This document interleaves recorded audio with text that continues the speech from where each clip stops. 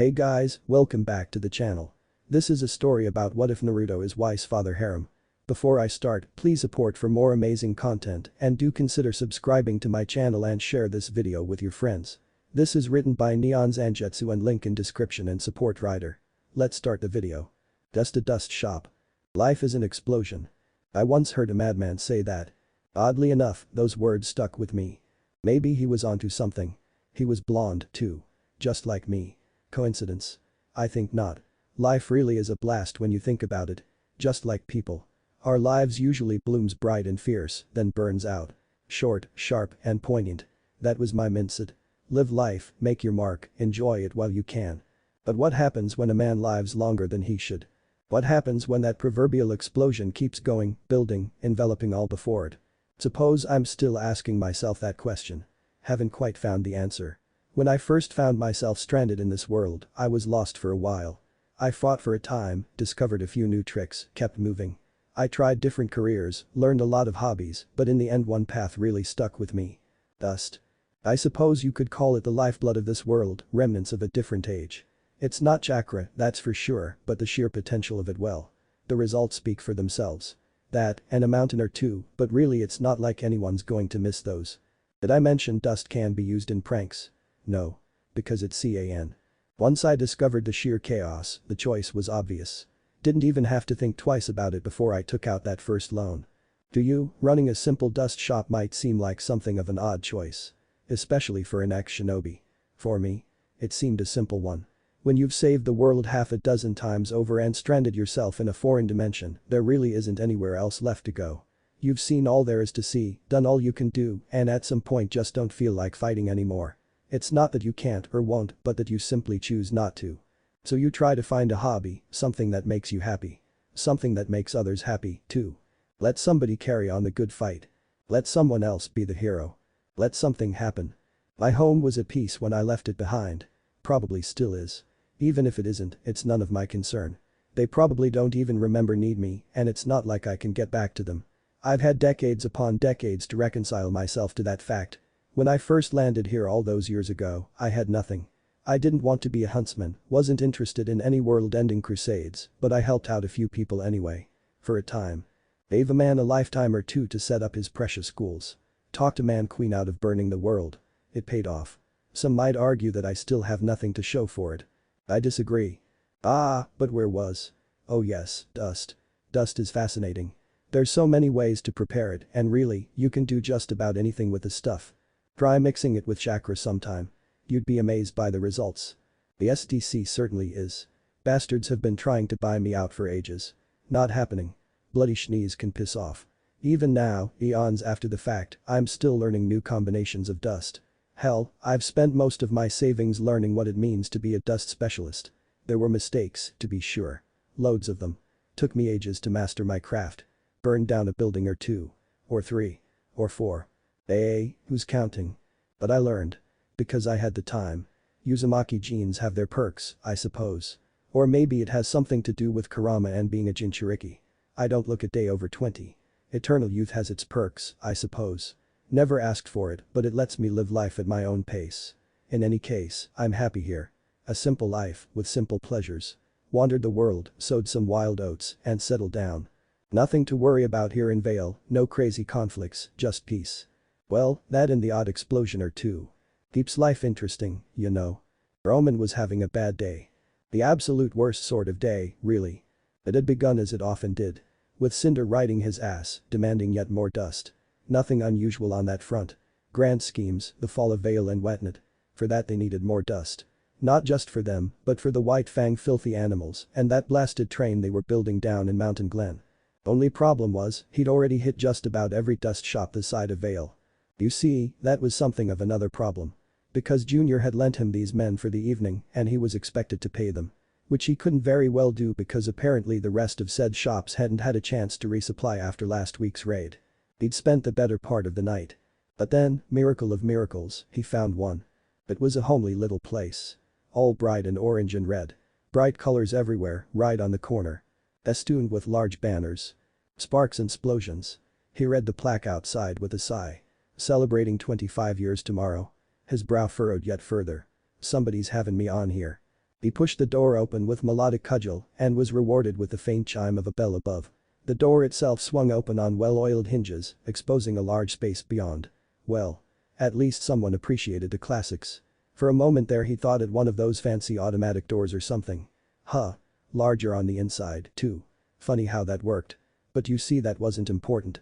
The dust was. And by the brothers did this place have dust. Jackpot. Rows and rows of it, as far as the eye could see. Welcome to Sparks and SPLOSIONS, a merry voice called from the counter. What'll it be? Junior's men filed in after Roman, grounding off the sales spiel before it could take off. Do you have any idea how hard it is to find a dust shop open this late? The teller looked up. Already, Roman imagined the terror writ all over their face.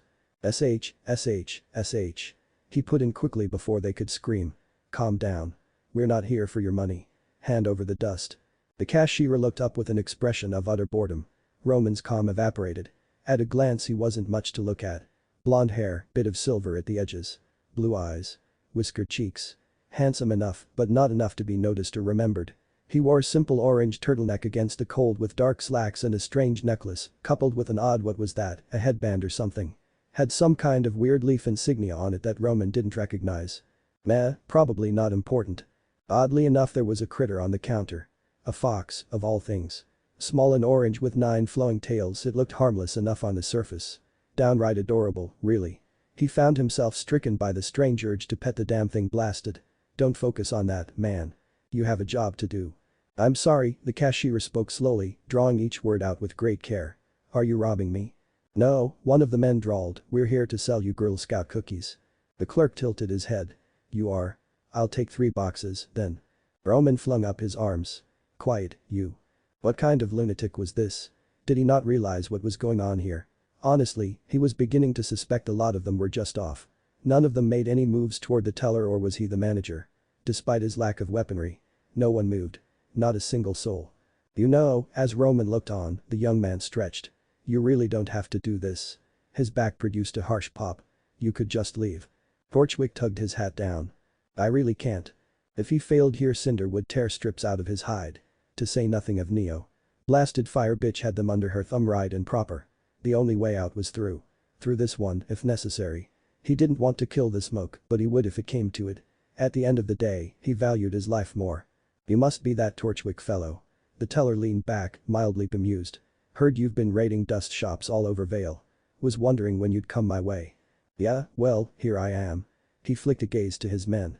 Grab the dust. His cane clicked when they didn't move. Crystals. Firm. Uncut. Hop to it. The blonde planted a hand in his chin, but made no attempt to stop him. Do you have any idea who you're robbing? No. A tilt of the head. Does the name Naruto ring a bell? It did, but the memory was vague. So he lied. Nope. Not a one. Really? Wonderful. The man clapped his hands, startling him.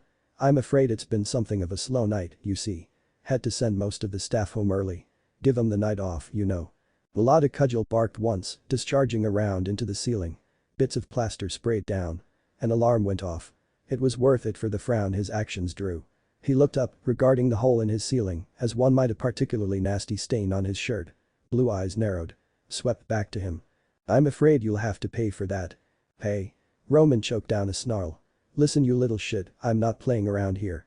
Apparently neither were they, because that furry little critter on the counter hopped upright. Then spoke. They never learn, do they? Its voice was low and deep, the growl of a creature who shouldn't exist in this world. It's always so nice to be underestimated. What the hell is that thing? Heh. Never get tired of that. The blonde agreed as he climbed to his feet. Hey. Melodic cudgel jabbed his chin. Hands where I can see 'em, old man. Old? The blonde sniffed in contempt. Hey. I'll have you know I'm only 9,000. You must be joking. I'm really not. Still the whiskered fool persisted. Walk away, son. Something flashed through those blue orbs. Walk away right now and I'll pretend this never happened. Roman gave him a shove. I'm not your son. No. The whiskered warrior steadied himself on the counter. You're not. I'm grateful for that. If one of my kids ever grew up to be an arse like you, I'd hang myself. Maybe we've been alive a little too long, Kurama. He rolled his shoulders. Seems everyone's forgotten about us. Maybe it's time we reminded them. Roman's temper slipped its leash. Perhaps it was the stress that made him snap the way he did. Maybe it was the lack of coffee or the fact that he hadn't had a smoke all night. Or maybe, just maybe, it was the infuriating bastard before him. Really, who could say? Probably the latter though. It was too much. He'd had enough. No. More than enough. He had no more fucks to give tonight. But the snarl he cracked the manager across the face with his cane and sent him sprawling. I don't think you understand what's going on here. His weapon cracked down again, striking the back of the blonde's skull when he tried to rise. You are being robbed. Each word brought with another blow, bending the bastard's body double against the floor. Do you understand? The hand snapped up, catching his cane. Metal buckled beneath clawed fingers with a shriek. Oh, blue eyes flickered into red, I understand perfectly. His free hand surged up, palm cradling a sudden surge of light within. Rasengan. It was a single word, but it became a hurricane. A snarling sphere smashed into Roman's exposed torso. Ball. Glass. Ground. In a heartbeat, these three words became the bane of Roman Torchwick's existence. His back struck the street and bounced once, twice, then thrice. On the third he managed to get a hand out from under him. He soon wished he hadn't. It only turned his tumble into even more of a mess and shredded his aura even more, grinding him into a crater that left him wasted and gasping for air. No sooner had he righted himself than a large shadow fell over him. Well. He thought distantly as clenched knuckles filled his vision. Errors have been made. Naruto's fist slammed into his startled visage a heartbeat later. Roman's world shattered as he crashed through another wall. Pain didn't even begin to describe what followed. He physically blacked out for a second before reality reasserted itself. Once it did, he sorely found himself wishing otherwise. Black boots crunched against broken glass on the asphalt, jarring him back to wakefulness. Well, Naruto's voice hummed over the ringing in his ears, I think we can all say it's been an eventful evening. And as much as I'd love for you to stick around, I'm afraid this is where we part ways. Roman struggled upright and crawled away. Roof. His heart hammered in his ears like the drums of a wild hunt out for blood. His blood. He just had to get to the roof. The lunatic was close now, close enough that he could see the bastard actually glowing, shimmering with golden light from head to toe. If he could just get to the roof. The man's hand clamped down on his shoulder. Going somewhere? Let me help you. The vicious crack of the wrist sent him flying through the air. Where the hell was his backup? Another window shattered as someone rode one of his men outside like a toboggan. Right, girl with a giant side. Nope. To hell with this. This wasn't his night. But at least the blonde was distracted. It was enough. Somehow, he made it to the ladder. A trembling hand tried to close around the lowest rung, pulling himself upright. He could hear the whine of a bullhead high above, promising him safety if he yet made it. Another hand closed around a second rung, hauling himself upright. Firm hands found him once again and dragged him down. Denying him the safety he so sought. Run back to your master and give them this message. Baleful blue eyes met his. Keep the hell out of my shop.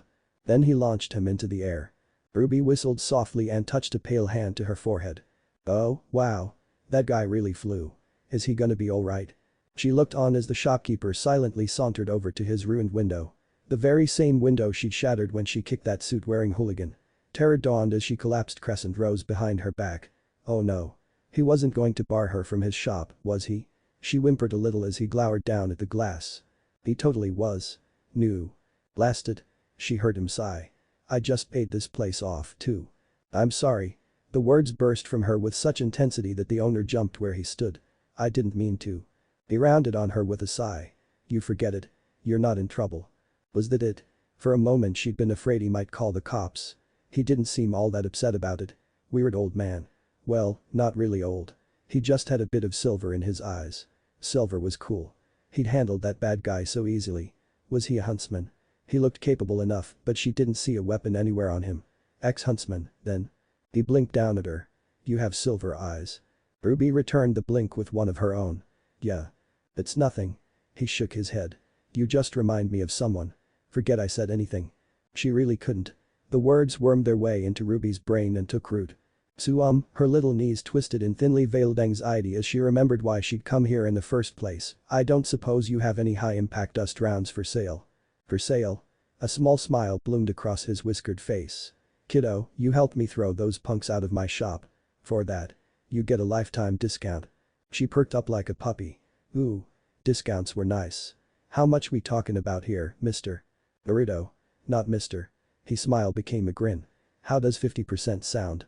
RWBY's eyes got really big. 50. 50. RWBY squealed. Est. shop. Ever. Her legs betrayed her. She didn't run. She vanished in a blur of crimson petals and struck Naruto's chest at speed. To his credit, the blonde reacted better than most. In that he braced his feet and only grunted a little. One hand came down on her head, stroking her dark hair. Without thinking she leaned into his palm. Huh. The gesture felt oddly familiar. And then the faint click of heels against broken glass cut between them. Naruto let go of her as if he'd been scalded. Just as well too. Because when RWBY peeked around him she saw someone far more terrifying. Another blonde, but the difference between these two was like night and day. That black and white outfit, those piercing green eyes, the way she carried herself, every part of her screamed danger. Huntress. Definitely a huntress. Maybe she could ask for her autograph. Hey Glinda. Naruto dared a jaunty little wave. Long time no see. Look, if it's about the shop, I already handled. I'm not here for you. The woman's crop flicked out. I'm here for her. RWBY squeaked. Me. Naruto quirked a brow. Glinda did the same.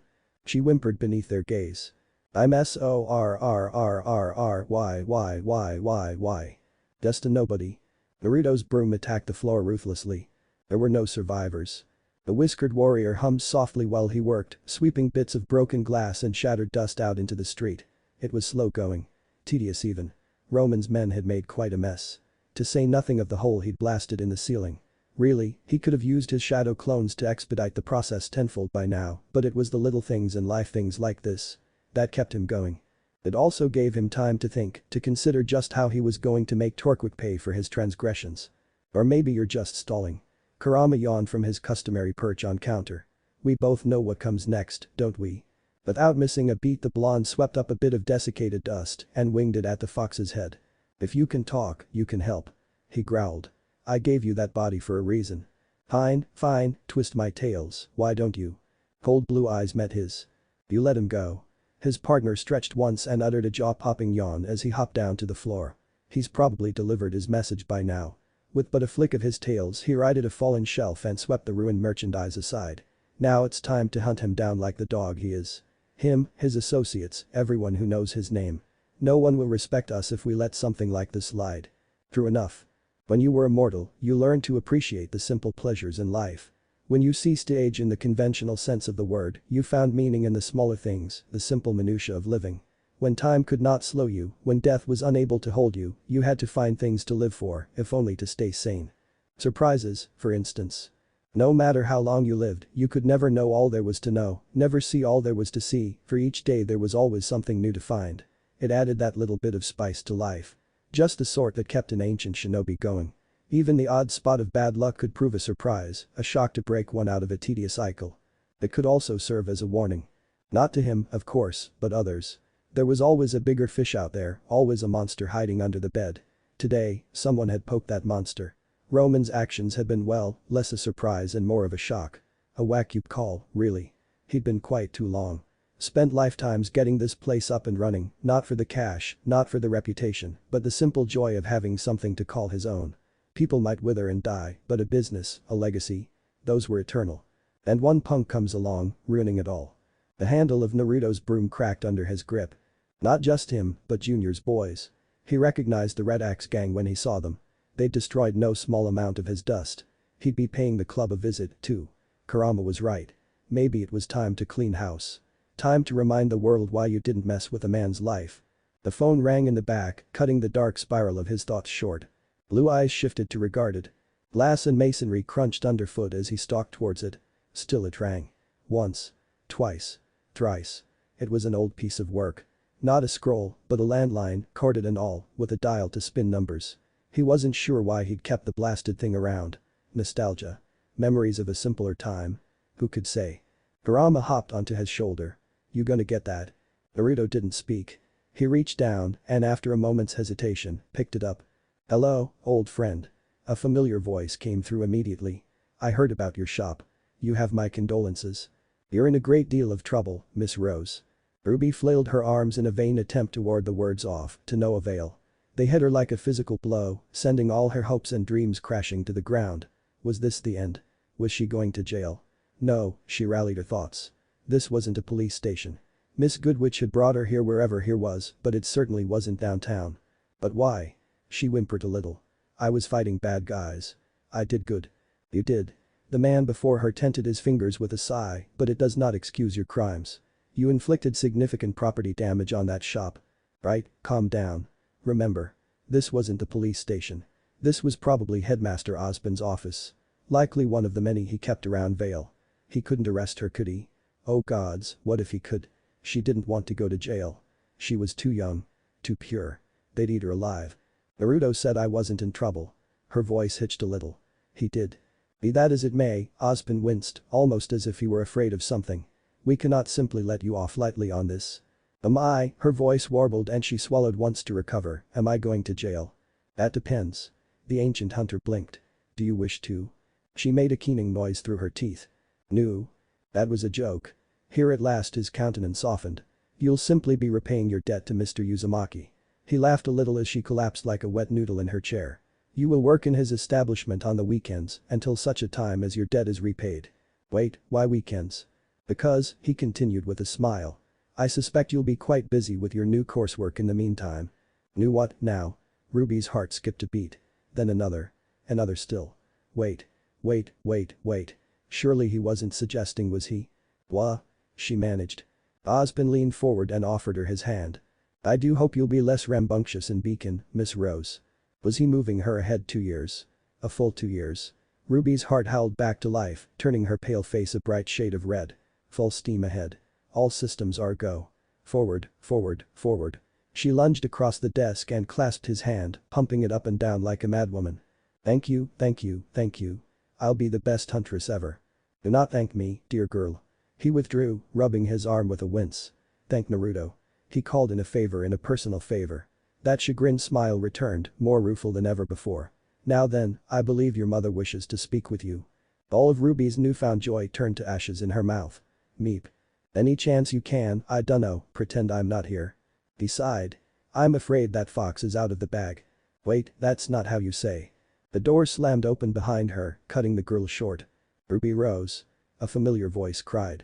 You are in so much trouble, young lady. Roman was late. On a certain level, Cinder wasn't surprised. One could hardly trust a common criminal to keep their word in this day and age. No honor among thieves and all that. Roman had always been surly and it wasn't as though he had chosen to cooperate with them. He and Neo had been forced into this arrangement like so many others before him. Still, was it so wrong to expect a little professionalism in this day and age? Their place of meeting wasn't much better. Golden eyes flicked about, regarding her surroundings with nothing short of disdain. What had Roman called this place? The club. How droll.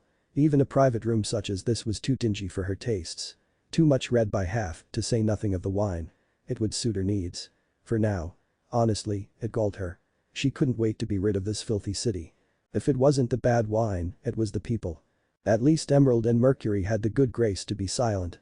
Perhaps they'd sensed her mood. Perhaps not. She didn't much care at the moment. When Roman finally stumbled in, she considered killing him out of principle if nothing less. The man looked awful. His white coat was tattered and stained, his hat horribly dented, and good gods he reeked. The smell alone was nearly enough to make her eyes water. Only her finer instincts prevented her from pinching her nose outright. Had he gone swimming in a dumpster? Where have you been? Such a nice boss I have. Torchwick collapsed on the couch opposite her, all but sprawling himself out without a care in the world. How are you, Roman? How was your day, Roman? Why do you look like shit, Roman? Cinder exhaled slowly. Must. Not. Kill. This was why she loathed working with common criminals. Always so crass. Always thinking of themselves and nothing else. Always so small, in their worldview. Never once thinking of the bigger picture, nor the long term. For all his flair and panache, Roman was no different. Ah, but he was speaking to her, and she must attend. Her gaze flitted over him, noting the curious lack of the case she'd given him. Where's the dust? Don't have it. A slender brow rose. Excuse me? Some guy threw me out. He sat up with a growl and began, massaging his dented hat. Beat my ass then kicked me to the curb like I was nothing. You cannot be serious. Cinder's mouth twisted in a grimace fused with a snarl. Worthless fool. You lost to a common shopkeeper. Of course not. Roman's voice cracked like a whip-eye, surprising her with its intensity. What do you take me for? Many things. A fool, a lech, hired help. But she'd assumed he was at least reasonably competent. Now it seemed that assumption was all for naught. Disgraceful. He'd gone with a score of junior's men, meaning he was hardly alone at the time. And yet here he was, broken and battered. She leaned forward in her chair. Was it a huntsman? He winced. Well, no, but. So he had lost to a civilian, then. Deplorable. A strange nagging sensation tugged at the back of her thoughts. Surely not. What were the chances?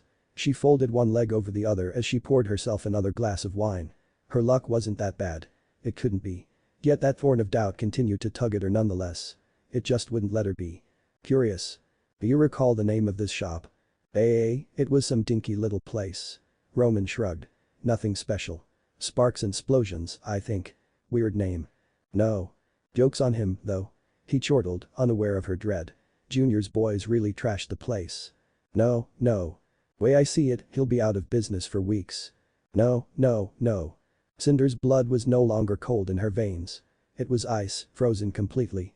She could barely breathe. This was a bad dream. It had to be. She pinched her left arm, only to wince as pain flared through her limb. Not a dream, then. This was terribly, horribly real. Fury heated her heart, breaking her free from her frigid stupor. You must be tired, Roman. She whispered at last. Come here. Have a drink. He eyed her warily, but yielded beneath her state. Don't mind if I do. Like a good little worm, Roman did as he was bade. She poured, filling his cup to the brim. Roman accepted the glass that was offered and drank. His glass clinked against hers. Cinder waited, watched as he downed it in a single gulp, her body coiled like a viper. She counted to 3, 2, 1. Then she surged out of her chair and buried a fist in his gut.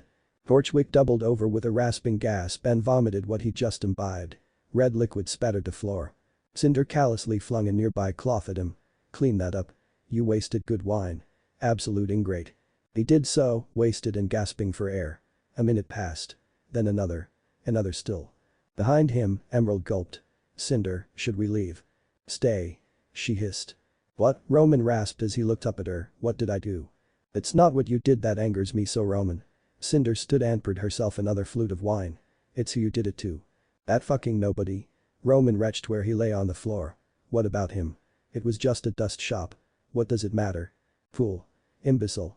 Idiot. She wanted to shriek at him for what he'd done. That fucking nobody, as you so eloquently put it, is Naruto Uzumaki. Instead, her golden eyes flashed over the rim of her glass as she drank. He once was an associate of ours. Those eerie burning orbs closed for a moment, then opened again. Do you know what we called him? Roman gulped. I'm going to find out, aren't I? She muttered a phrase in a language he didn't understand. His visible eye squinted at her. What was that? Japanese. She took another drink. He taught me a bit. The closest translation would be the Bujiman. What? He climbed to his feet with a groan. You called him a demon. Well, Naruto wasn't exactly the Bujiman. She sat and crossed one leg over the other. He was the man you sent to kill the Bujiman. His face paled. Oh.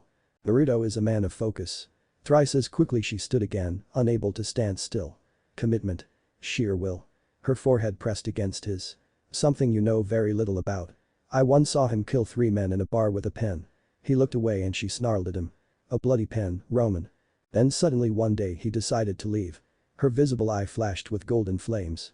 He never said why. He wanted out. We made a deal. A truce. Her lips peeled back in a slur. And then, Roman, a few days before the anniversary of said truce, you raid his shop, destroy his stock, and smash his windows in. To be fair, he hedged, that last bit was the kid. I do not care. Cinder rounded on him with a hiss, temper still unspent. Her glass struck the wall and shattered, spraying bloody wine everywhere. Roman recoiled. I can fix this. Oh? She cocked a slender brow. How? Torchwick actually stood a little straighter, the fool. By finishing what I started. Didn't he hear a word I said? Cinder cast a despairing glance at Emerald, then whirled and drew him into an embrace. Naruto will come for you, and you will do nothing. Because you can do nothing. But he let me go. Only to send a message to me. She pulled away and touched his cheek. There is nothing he loves more than the thrill of the hunt. Her palm caressed his face. I should know. He taught me a great deal, after all. I suspect he'll be paying Junior and his men a visit as well. But you. Without neither word or warning, her hand twisted, striking him. Roman's head snapped to the side. You have endangered years of planning. Flame leaped to her hand, promising pain if he raised so much as a finger against her. All my schemes will be naught because of you. She brandished the globe of fire at him with intent. Count yourself grateful I don't kill you here and now. Get out of my sight. Roman got. The door slammed behind him. Cinder whirled and began to pace immediately thereafter. She had to fix this. She must fix this. He could ruin everything. Would ruin everything. She couldn't hope to stop him. Few could. Osmond himself turned a blind eye to his activities, catered to him, appeased him, for fear of provoking his wrath. Nor would Salem dare involve herself in this. Which meant. She reached for her coat and donned it quickly. I'm going out. Ma'am? Emerald flinched but a little. I don't understand. Do you want us to come with you? No. Cinder paused, realizing how shrill she just sounded. No, she repeated, forcing her voice to regain its calm tenor. That won't be necessary. She had to speak with him. Did she still have his old number? Of course she did. She'd committed it to memory. Something told her a phone call would be insensitive if she didn't visit afterwards. Fine. In person, then. It presented a great danger to her, of course, to say nothing of her pride. But there could be no risk without reward. Call first, then a visit. Right. So be it. Face to face it was, then. Nothing else would suffice. Damn Roman to hell. Pay your respects. In the shadow of Junior's club, a knife found a man's throat. The bouncer in question went still. No, it would be better to say that he froze. He ceased to move, blink, or even breathe. Every fiber of his being locked up as those words whispered in his ear. His mind became intimately aware of his surroundings, of the darkness, of the man standing within it, of that cold cruel steel hooked against his jugular. His very soul gibbered for mercy, pleading that if he was just quiet enough, that if he just didn't move then maybe he'd be left well enough alone. Hello Francis. You look good. No such luck. The guard dared a threat of breath and turned his head just so, hoping to hell he was wrong. He was not. Baleful blue eyes gazed back at him, set within a whiskered face framed by messy blonde hair. He discarded his shopkeeper's attire in favor of a crisp navy suit with a striking red tie, darker than blood itself. On anyone else, it would have been gouge. On him. It was a reminder. This man didn't need a knife to kill him. That he had brought one at all said more than most. He was being kind. This was a man who had shown him mercy once in the past, a man who allowed him to reform and change his ways. He wondered if he would be shown such mercy a second time. Mr. Uzumaki. He swallowed once as his voice broke. Now, don't be formal. But look at you, you've moved up in the world. A smile touched the blonde's face. Lost a bit of weight, have we? Francis swallowed again, unable to mask his accent for fear of what might happen if he did. 50 pounds. 50 men inside. He prayed his associate understood the warning. Naruto inclined his head just so. That's good. A hand patted his back, pulling the pistol from his belt. You won't mind if I take this, will you? He didn't have much of a choice, did he? You couldn't fight this man. You could try, but you would die. The gangs had tried once. Once. Never again. And he didn't want to die. He had a family. Grandchildren in Atlas. He wanted to see them again. Oh, gods. He didn't want to die here. Are you here on business tonight? I'm afraid so, Francis. Blue eyes flashed in the dark, gleaming red in the gloom. Why don't you take the night off? The knife slowly fell away from his throat, jagged metal kissing skin, but not breaking it. Francis, report. Junior's voice hissed through his earpiece. Any sign of him? Francis tugged out the device earpiece with trembling fingers. Only then did he turn to face him. Thank you, sir. All he found was empty air. No one was there. Knock. Knock. Knock. Knock. Knock. Knock. It was the sound of doom, a steady thud that echoed against the door. 3 knocks. Like drums out for blood. Junior knew it in his soul, he'd known it the moment his men started screaming behind that door, known that there was nowhere to go, nowhere to run, nowhere he could possibly hope to hide where this creature couldn't find him. So he didn't try at all. Even as the door buckled and shook, even as the last of his gang died bloody stood at the bar, bottle in hand, and drank. Liquid courage fortified him, not enough to make him drunk, but it was all he had. All this for a single mistake. It was just a dust shop. How was he to know that thing lived in Vale? He'd never been told. Or if he had, he'd forgotten. He wasn't sure which. He couldn't remember anymore. He wasn't sure he wanted to, not after the sounds he'd heard. The doors crashed open, and his killer stalked over the threshold at a brisk pace, eyes narrow and intent. There wasn't so much as a drop of blood on him. Not a one. A mountain of bodies behind him, and not a drop of bloody anywhere other than his weapons of choice. Blue eyes met his. You know, I never did like guns. His knife flicked out once, carving a scarlet smile in the last man's throat. The fool went down with a bloody gurgle. So uncivilized. Wouldn't you agree? Melanie tried to bar his path, bless her simple soul. And was summarily swatted her through a wall like a straw doll. Milsha made the same mistake and joined her sister not a moment later. Hai winced at the awful sound that followed. He wasn't even sure if they still lived. No wait, they were groaning. Thank the gods for small mercies. Because he had the distinct feeling he wouldn't be receiving any. Where is he, Junior? I don't know. He dropped the bottle and raised both hands to show himself harmless, I swear. Honest to gods. He was here an hour ago, but he left. Do you really want to start a war with the underworld over this? You misunderstand. This isn't war. This. His hand rose. This is pest control. Junior raised his hands higher, shielding his face. I didn't know it was you. And now you do. The rejoinder was swift. Are you sorry? Yes. I swear. I didn't know. If he had, he never would have lent Roman those men. The knife came up under his chin. Tough. She Junior warbled and broke. She won't let you get away with this. Yes. Something flashed through those cold dead eyes. She will. She won't. You truly believe that, don't you? His killer regarded him for a long moment. All right. I've got time. He kicked out a seat for him. Sit down. Junior did no such thing. To sit was to die. I don't think. No, Naruto snarled, you don't. Now sit. Down. Junior sat. You see, there once was a man. He found a full glass and knocked the drink back. He was a soldier of fortune, a mercenary who traveled the world. He wanted for nothing, needed nothing, and yet despite that, he decided to share his abundance with someone who was less fortunate. An orphan. 14 years old, an urchin with nothing to her name but a pair of swords and the clothes on her back. A kid who had, by all rights, been used and abused from an early age. Troubled, prone to violence. Stop me if you've heard this one before. Junior gulped. No, go on. I will, thank you. Naruto hummed his thanks. So this good man opened his home to this girl, and when she stole from him, this good man loved her anyway. He took up a fork and began to carve away at his meal. When she failed in school, this good man showed understanding and patience. A piece of steak came and went, swallowed in a single bite. When the girl lied and cheated and clawed and fought, this good man showed compassion until the girl who had never felt anything like being wanted or loved finally did. It was a miracle, no two ways about it. He set his fork down, and the silence stretched between them. 1 week later, the girl killed the good man. Naruto slammed his glass down, etching a crack in the fine material. Junior's gaze followed it, mesmerized. You see, the girl was afraid. She was scared that one day, the good man would wake up and realize she wasn't worth it, like all the others in her life. That little fracture etched itself deeper now, becoming a deep fissure. She couldn't bear the thought that this man, this good man, would throw her away like that. So.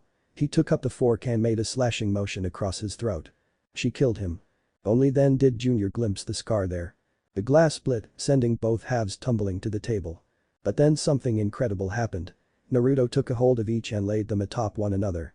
The good man didn't die. He got right back up, pulled the blade from his neck and smiled at the girl. A faint glow stemmed from his hands, and Junior vaguely felt a flash of heat. The man did not chastise the girl for her crimes. He simply held her close. As a father would, as no one ever had before. He gave the glass back, now free of imperfection completely. Care to know what he said? You're going to tell me, aren't you? He made her a promise, more a vow, really. Naruto steeped his fingers and laid his chin atop them. He swore to her that he would never lose faith in her, never hurt her, never betray her trust. His head tilted just so, shadows falling over the right side of his face. He taught her a few tricks after that. Small things that a child like her could use. Why did he have the worst feeling about this? What happened to this girl? When she was old enough, the good man let her go. Naruto's smile had too many teeth. He kissed her forehead and gave her his blessing, sent her out into the world to make her fortune. And she did. He leaned back at last, his tale complete. Would you like to know her name? Hi. Some small part of him already knew. No. It couldn't be. The chances of that, it just wasn't possible. Naruto leaned in. Warm lips brushed his ear. Cinder. That name broke him. Cinder was a stone-cold bitch. He'd never seen her express so much as an iota of emotion for anyone. That was just it. She cared for no one. Nothing. The idea that someone had raised her, even if they weren't her blood, it threatened to unman him. Because it meant she would never go against such a person. You didn't mess with family. She wants to destroy Vale. The brow quirked. Is that what you think? He did. She said as much, hadn't she? Unless she was lying. So you see, Junior. A scarred forehead pressed against his. That's why she won't do anything. I raised that girl.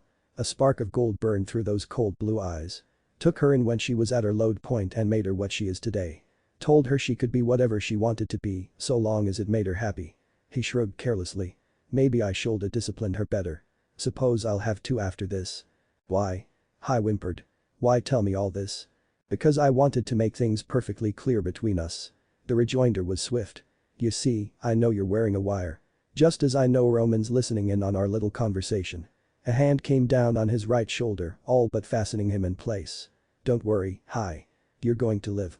He's going to hear every bit of this." "I am?" "You are." His head bobbed. "You've done me a great kindness. You see, I'm a merciful man." The knife slammed into the table, burying itself to the hilt. "So I'm going to make an example out of you." "What?" "Your left eye or your right?" Cold dread coiled in the pit of his stomach as those words damned him. "I'll make it quick. Painless, even."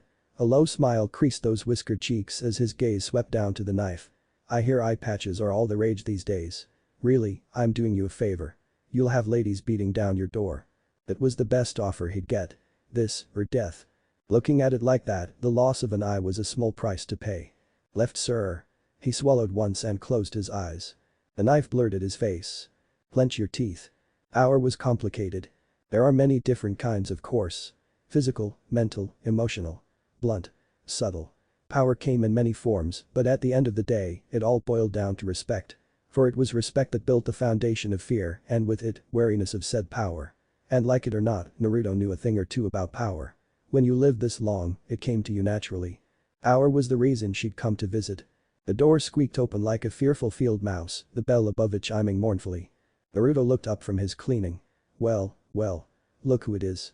Cinder slipped inside, puffing out her chest to make herself seem larger than she was. Adorable.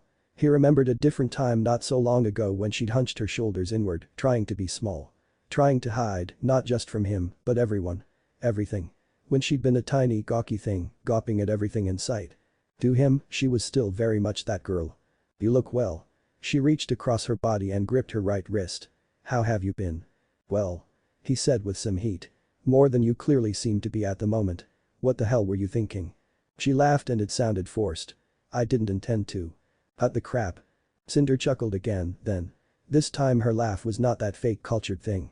It was soft and low, raw and dangerous. The sound one predator might make towards another. She knew better than to intimidate him. If only because she knew it wouldn't work. He'd hoped she wouldn't become something like this. "I haven't forgotten your lessons," she said, smiling. "Not a single thing." He checked a smile of his own. "Then why are you here?" Cinder was no fool. She knew she'd been caught. Naruto raised his arms. "Well?" He quirked a brow. "Aren't you going to give your old man a hug?" Her face flamed with color. "Daddy, no." "Daddy, yes." He wiggled his arms.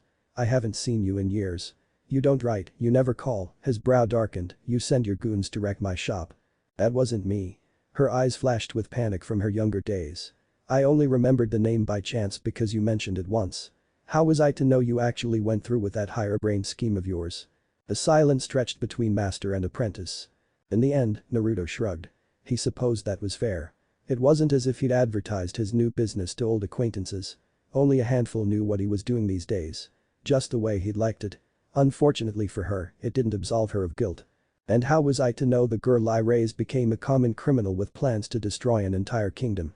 I'm not. She looked aside. "I don't wish for the destruction of Veil. It's complicated." Naruto didn't lower his arms. "Wanna hug it out?" "Must we?" "Yes." He grinned. "We must." Cinder rolled her eyes and walked into his waiting embrace with a huff. Her chin came down over his shoulder as his arms clasped her by the back. She fought for a moment, then succumbed with a put-upon sigh, the sort a surly teenager might make toward an overly affectionate parent. In many ways she was still a little girl to him. She always would be. Even if he had to discipline her every now and again. "So?" He grinned down at her. "How have you been? Still going through that conquer the world phase?" She growled and wriggled in his arms, to no avail. His grin was strong. "This isn't a phase, Daddy." He pulled her a little closer to him. "HMMHM. Sure it isn't so. Plans. Tell me.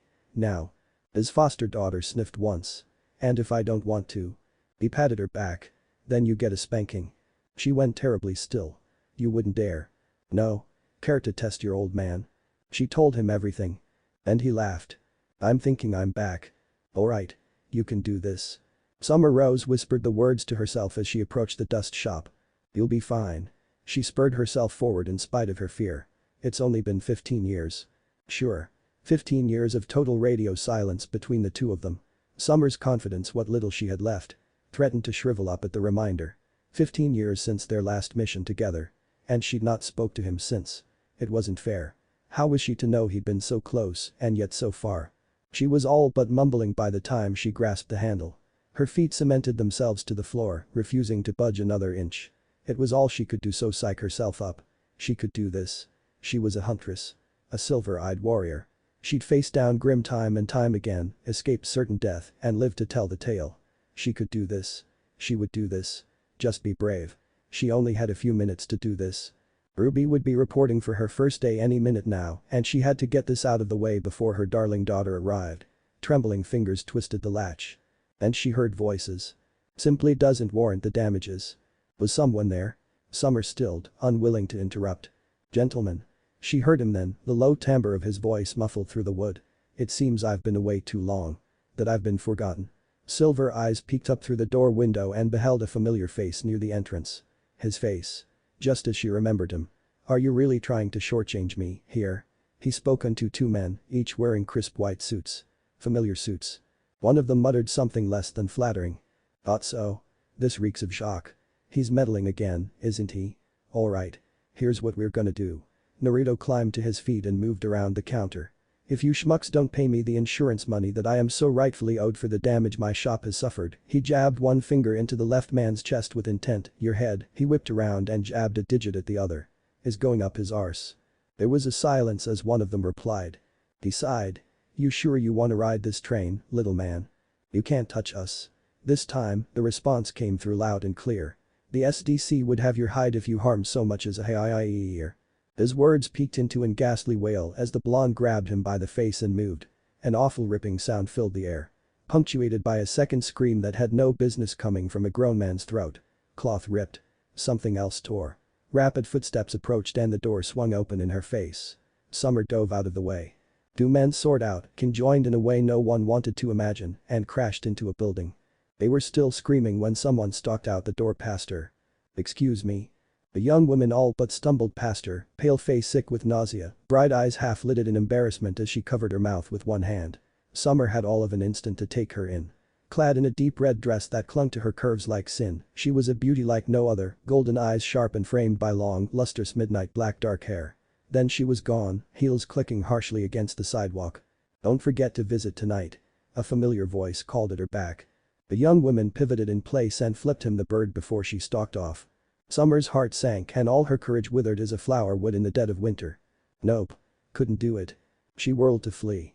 A thorn of concern pricked her heart and held her back. Naruto was in many ways the wind.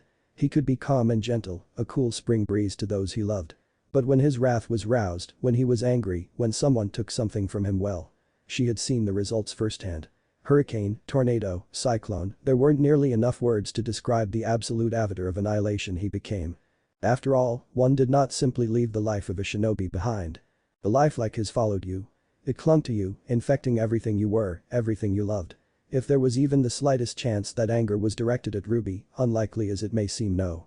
She couldn't risk it, no matter how embarrassing it might be for her. She had a duty as a mother. Duty trumped fear any day. So she plucked up her courage and darted into the shop before that fear could get the better of her and send her scurrying. Keeping her body low to the ground, she skirted a broken shelf and poked her head around the corner. Quietly now, quietly. Broken glass crunched underfoot and she was betrayed. Naruto looked up, caught in the process of toweling his bloodied hands with a damp cloth, and granted her a small smile. Hello, sweetie. Summer's heart skipped a single treacherous beat. Irk. Silver eyes were drawn inexorably to blue and without thinking, she yanked her hood up. Without the glass acting as a barrier between them, she could see him perfectly. Just as he could see her. Really, it wasn't fair. He hadn't aged a day since she'd seen him last. Nope. Not fair. Not fair at all. Belatedly, his words caught up with her. The smallest of pouts tugged at her lips. Thought I told you to stop calling me that. You did. He granted her a crooked grin as he leaned against the counter. I chose not to listen. There's a difference. So? His head cocked to one side, rather reminding her of a certain fox. What brings you to my shop after all this time? What do you think? A familiar yawn arose somewhere behind her. She obviously wanted to check in on you. Her gaze found Kurama's false form easily enough. He'd all but curled himself up on a pillow near the counter, much like a cat. Anyone else would have thought him an adorable little fox, albeit one with 9 tails. She knew better. She'd seen things. As she looked on, the small fox raised one of his many tails in a lazy greeting. She found herself returning it before she caught her wrist. Aren't you angry? Both man and beast blinked. Why would we be angry? That was it. Seriously. Just like that. Oh gods, they weren't even mad. It would have been so much better if they were. Anger, she could have dealt with. Sorrow, tears, anything but this. He was just happy to see her and Kurama with him. She hadn't expected them to be so calm, happy to see her even. Had she really come all this way for nothing? Summer. Fiend. She leaned on a shelf, only to wince when it crashed to the floor and fell apart at her feet. Oh, you know, I was just in the area. I don't blame RWBY for the damage. His words were a knife, cutting her fears to the quick. It wasn't her fault, you know. Her shoulders slumped. Oh, thank God, I mean, after all. Naruto favored her with a rueful smile. She's mine, isn't she? Ack. Double irk. How? Isn't it remarkable how 4 little words can make you come undone? Just like that, all of Summer's carefully wrought plans and schemes were falling apart. She'd come here intending to be an adult about all this. Come under the pretense of checking in on him. Making sure he was alright after all this time, not plotting Armageddon on his enemies. She hadn't intended to broach the subject of RWBY's parentage quite that bluntly. How? I's been dead for a while, Summer. Naruto picked up an upturned chair and plunked down in with a sigh. I may be a lot of things, but I'm not blind. Speaking of which, her brow furrowed. That woman I saw earlier. Cinder. The blonde blinked. What about her? Are the two of you? What? No. He recoiled and made a face. I adopted her a while back when she was just a runt. She was just paying her respects and promising her support. It was a good explanation. Too good. Paranoia reared its ugly head despite her best efforts. So you're not. I'd rather shag a cactus than shack up with a girl I all but raised, thank you very much. For all his fire and strength, Naruto had always been something of a bleeding heart where children were involved. It sounded so very like him to pick a girl off the street and take her under his wing. His words to her earlier made sense. He told her to come back tonight. And the way she'd roll her eyes at him, even flipped him off, those weren't the acts of a lover. Why did that make her feel better? Just to clarify, she swallowed once, I'm sorry about the way things ended. He scratched at a whiskered cheek. That makes 2 of us. Shit happens. People move on. Have you? Naruto's head snapped up. The rest of him went curiously still. Anyone else might have been concerned by the sudden intensity of his gaze. Not Summer. She kicked at the cracked flooring with one boot, unwilling to meet his eyes for fear of what she might find there. Blasted. She hadn't meant to say it like that. Treachery. Bad brain. This betrayal would be remembered. I really haven't. There was a curious note of longing in his voice, one she remembered all too well. I missed you. She peeked at him through her hair and watched his right hand curl into a fist. Me, too. Her heart twitched. She really had missed him. It really was a stupid fight, wasn't it? I'm sorry I snapped at you back then. He sighed. Do you even remember what we were fighting about? Her head bobbed in a tiny nod. She did. She tried to change him once. After Ty never came back from that god's awful mission. She'd been hurting at the time, lashing out in blind grief, trying to make him something he wasn't. It had been a futile attempt born from pride as much as selfishness. Some things just weren't meant to be changed. It was impossible. You couldn't alter the color of the sky any more than you could snuff out the sun. Years of self-reflection and being a single parent raising 2 girls. Helped her to realize that. And he was standing here before her, looking every bit as miserable as she felt. Well. That simplified things. Yes, that simplified things a great deal. Summer crossed the distance between them in a silver streak. Naruto caught her by the hips and reeled her in. Strong arms closed around her, pulling her into a warm embrace. She yielded to it with a soft sigh and buried her head in his chest, reveling in the faint scent of dust and fire he exuded. Blasted. He really did give the best hugs. And he was so damnably warm, or was that her face? Hard to tell. I'm sorry. She mumbled against his jacket. For all of it. Silence was his sole response. Come back. Please. The dam broke and words spilled forth. RWBY needs a father. She looked up at him, silver eyes shining with unshed tears. She needs to know who you are. Her voice warbled a little as she thought of Yang, not hers by blood, but her daughter all the same. I know Yang isn't yours, but she'd love to meet you. His arms trembled a little around her. I think I'd like that. When he tried to pull away, she held tight. Summer. Nope. She muttered. You're mine now. Never letting go. Reigniting their passion could come later. For now. She just wanted to savor this. It felt good to have him back. Like she'd reclaimed a little piece of himself. Here in this moment she didn't care about the past, where he'd gone, who he might have been with, or any such hypothetical concerns. She was first. She would always be first. I'll talk to Osmond about the insurance. She babbled into his chest, mouth running away with her. I know he told you about RWBY working here, but you won't even have to pay her all that much. We'll get this sorted. He chortled a little against her. I take it you saw that last bit with the insurance agents. Saw it? She slapped his chest. Half of Vale probably heard those too. Did you really have to shove that guy's head up his? To be fair, I'm fairly certain they were working for Jacques. Jacques Schnees? Her smile froze. Oh.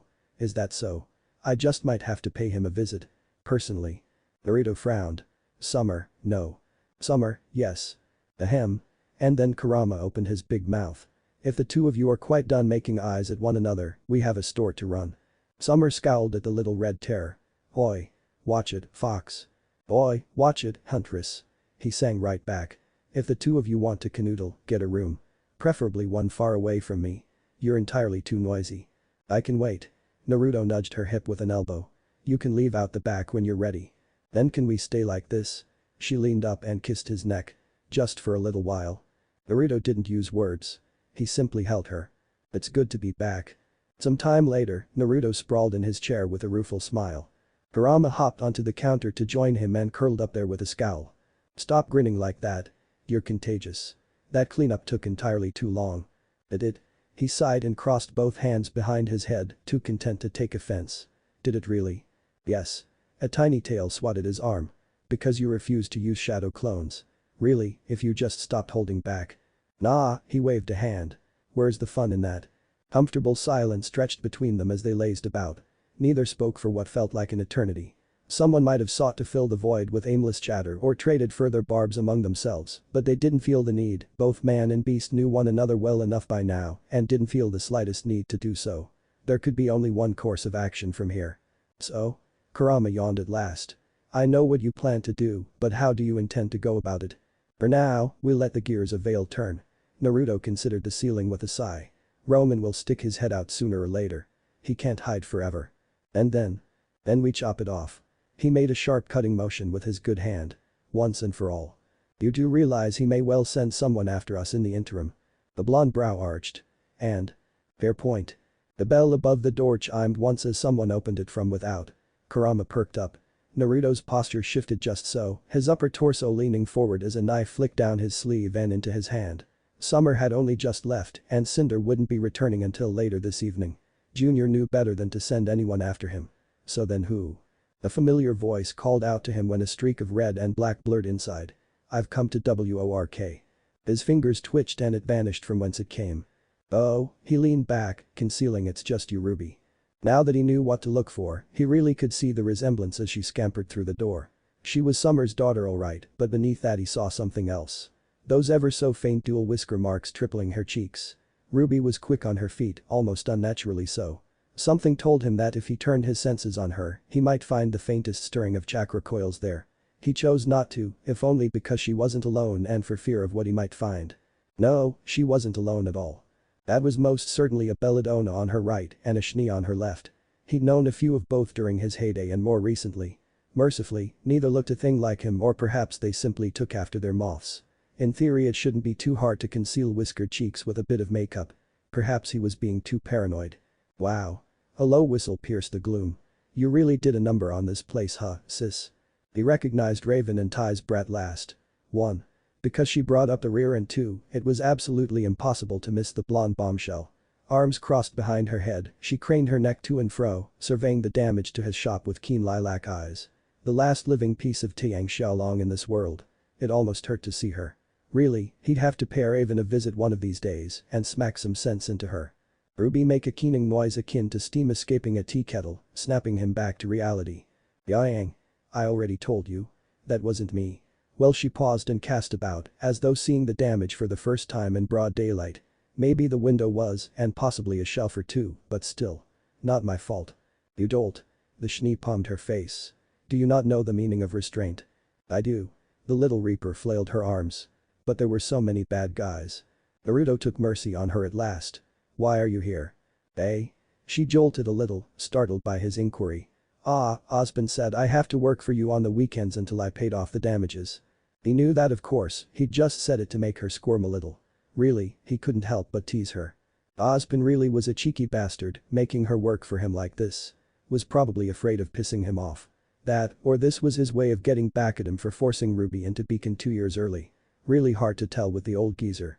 Plans within plans, that one, ever trying to gain an advantage while keeping him placated at the same time. At least Salem made some modicum of sense every now and again. Now that he was back, he might need to check on her, too. Wouldn't do for her to get too big for her britches. So many heads to crack, so little time. I appreciate it outwardly, he merely quirked a brow. But, well, there's not much to be done right now, still waiting on the insurance money. He looked past her. So? Is this your team? RWBY made her introductions with all the energy a 15-year-old could muster. No faulting her that. Yang he knew, and the dark-haired one was Blake, such a familiar name, but there at the end. His gaze fixated on Weiss in particular. I see a Schnee. Why am I not surprised? Everywhere I go, there's always a Schnee. Weiss absolutely bridled. Excuse me? You're excused. He flicked a hand at her. Now buy something or get. I know you're good for it.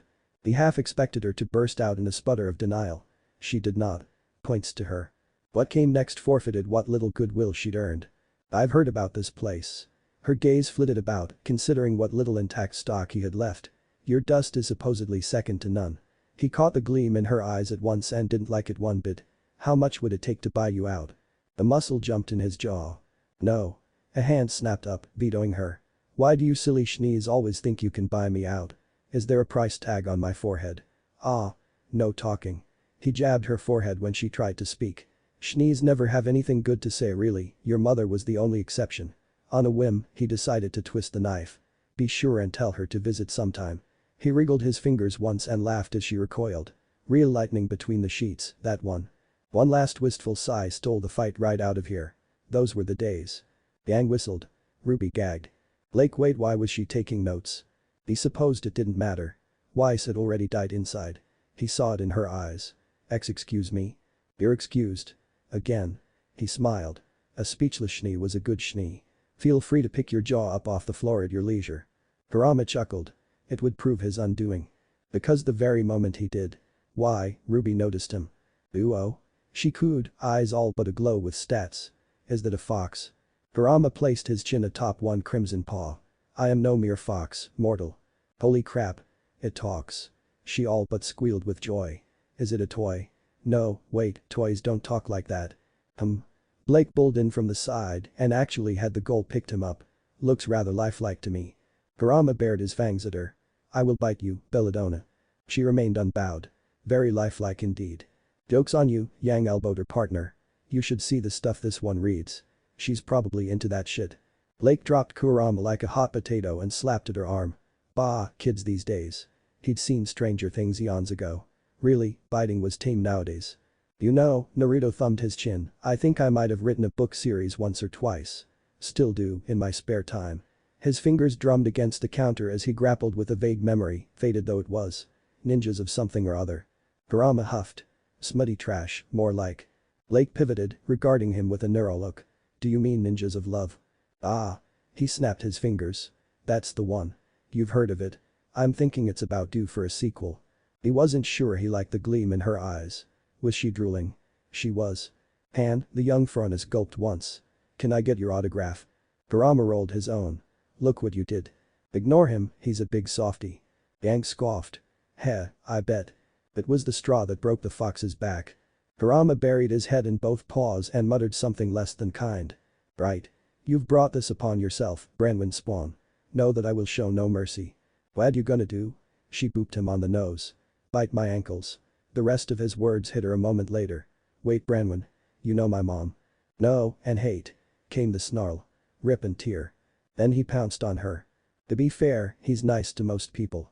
Naruto shrugged as Yang reeled back, clawing at the angry Biju now tearing at her hair. You should see what you really looks like. Yang wailed. Get off, you damn kitsune. Off, off, off. You cannot comprehend the amount of tails I do not give. And? Weiss quirked a pale brow. What does he really look like?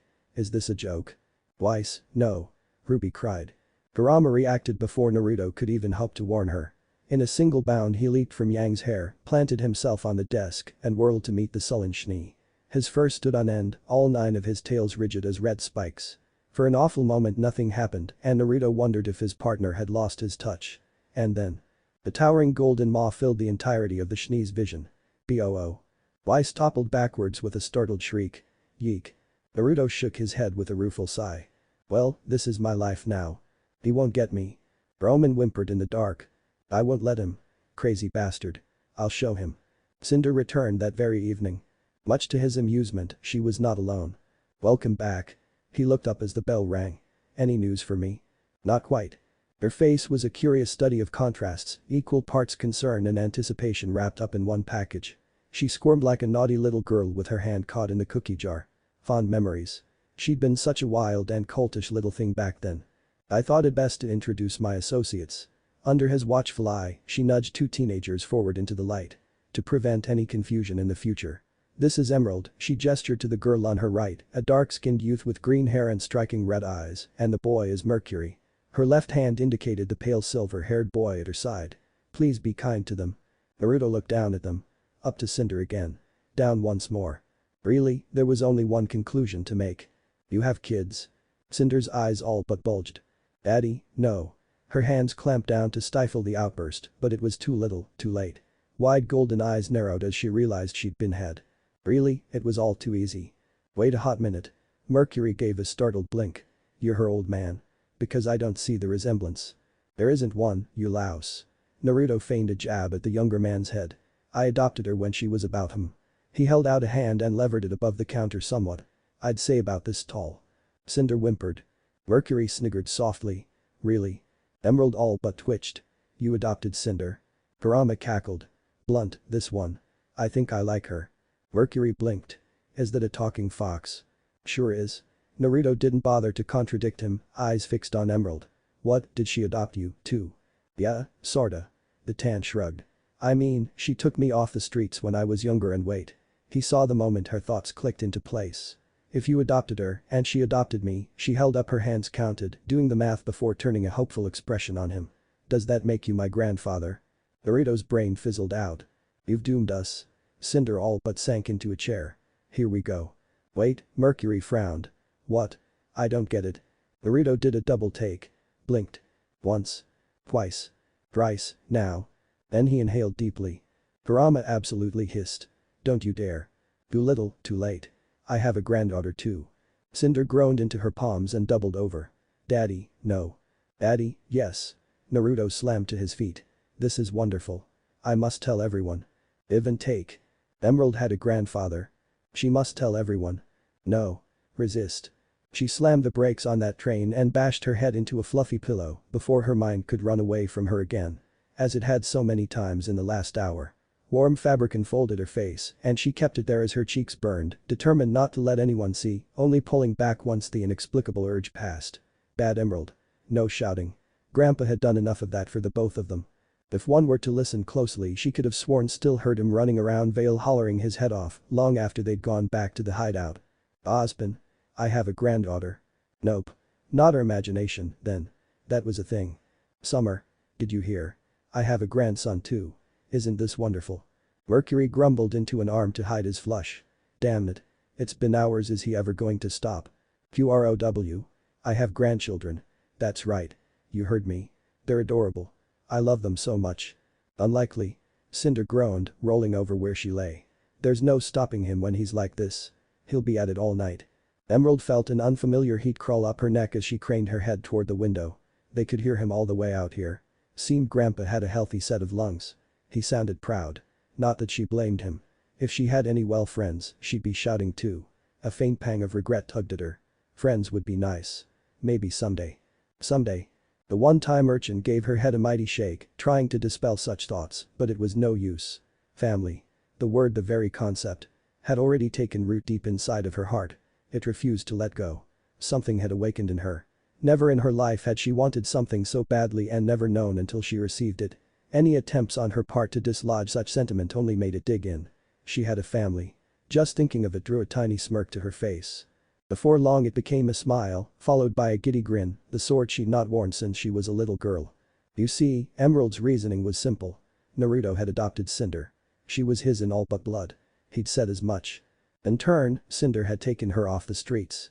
From there it only took one tiny leap of logic to make sense of things. For if Naruto claimed to be her grandfather, well, what did that make Cinder unto her? The answer was deceptively simple. That made Cinder her mother. Emerald kicked her legs and muffled a giggle into her pillow. Happy day. I always wanted a mother. The little girl in her head absolutely squealed with glee. And Cinder didn't deny it. Oh, sure, she had huffed and rolled her eyes at first, but she'd made no attempt to refuse his words. Even now, safely out of earshot, she'd not yet said anything to that effect. There was a part of her that feared she would.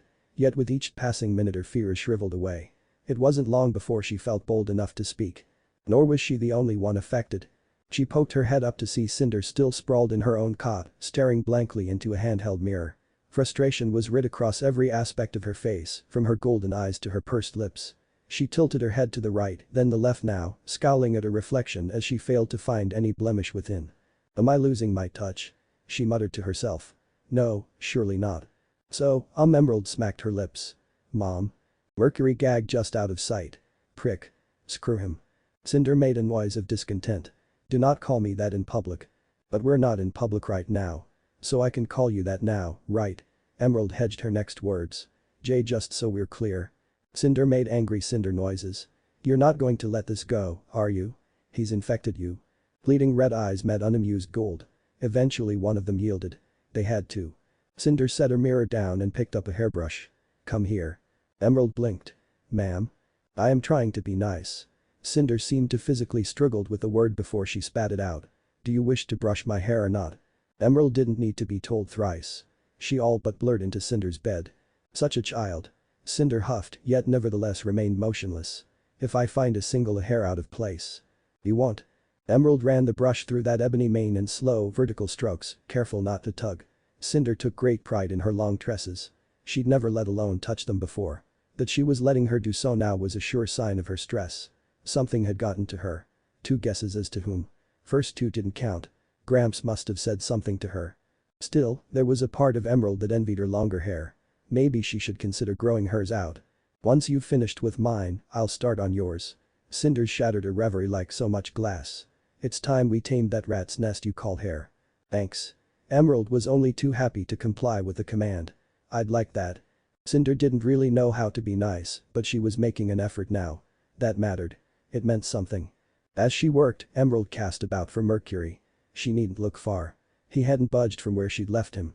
Even now he was staring into space as he lay on the floor, expression decidedly vacant until he raised a lone finger in salute. Yeah, he was fine. Bastard. Well, at least she wasn't the odd one out. She knew he wouldn't be quiet for long. Wasn't his style, that. So, Mercury drawled the word, speaking with great care. Is the plant still on, or what? The pillow smacked him in the face, muffling the rest of his words. Why would you say such a thing? Cinder lowered her arm. He knows everything. If I make even a single move, he'll tan my hide. What about Adam? Cinder scoffed. What about Adam? Fool can get himself killed for all I care. But you already have half the maiden power. Emerald pointed out. Why stop now? Surely he wouldn't mind if you finished what you started. Golden eyes regarded her over her shoulder. Yes, he would. He already knows. Emerald nearly missed a stroke. You told him. What choice did I have? Their mistress flung up her arms, an almost girlish flush in her face. It was that or. What? Mercury scoffed. Did D-Roll Daddy threaten to spank you or something? Cinder didn't say a word. She didn't have to. Her expression was telling. Mercury topped back, howling with laughter. Emerald bit her lip to stifle a giggle. Best. Grandpa. Ever. Naruto's exultation was heard halfway around the world.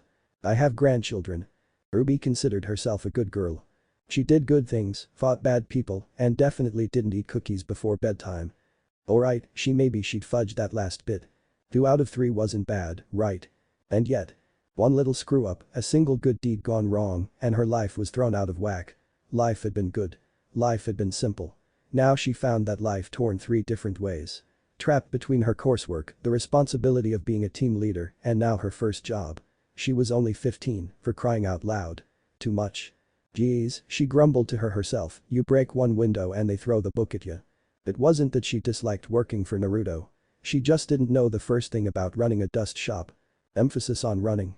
Her body flitted to and fro, a whirl of red cloth and petals as she went about her work. Naruto had forbid her from running the till, claiming she was much too young. RWBY was grateful for that. Really, she was. She'd only just patched things up with Weiss a few days ago. Anyone outside that close-knit circle of friends and family would have proved far too difficult to interact with. No sir, she wasn't ready to deal with customers yet. Nope. Unfortunately, that meant most of her tasks were menial ones by default. Sweep the floors, stock the shelves, sort the dust. That kind of thing. Was it wrong that she enjoyed the latter? Just a little. Sparks and Explosions was larger on the inside than it seemed from without. Most of its backroom consisted of towering shelves, each level labeled with an appropriate sealed container. It was here that RWBY spent most of her time, flitting to and fro like a hummingbird. A few cases had been knocked askew by the last battle, scattering their contents across the floor. Really, it was a miracle none of it exploded. She supposed that had something to do with the mixture. Naruto had mentioning something about his dust being tamper-proof. There was so many different kinds here. Even combinations she'd never seen before. She discovered one such stray crystal on the floor, a fist-sized jewel red as her namesake. Pale fingers picked it, held it between her fingers. She tilted it a little, grinning as it caught the light. Pretty. Even she could see there was something special about this bled. It was there in way it shimmered, pulsing in her grasp like a tiny heartbeat, almost as it were happy to see her. Like it recognized her. She shook her head, dispelling such thoughts. Don't be silly. Dust was just dust and nothing more. It wasn't alive. It didn't have feeling. It certainly wasn't conscious. Right. So why did Naruto call it chakra dust? Did the name mean something? Now where the heck do you go? Silver eyes flitted left, then right, searching for its matching case. Red meant fire dust, so that meant it was probably on one of the upper shelves.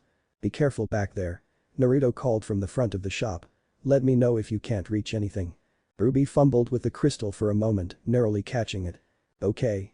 Her eyes caught an empty case on an upper level. She hopped in place, straining for it.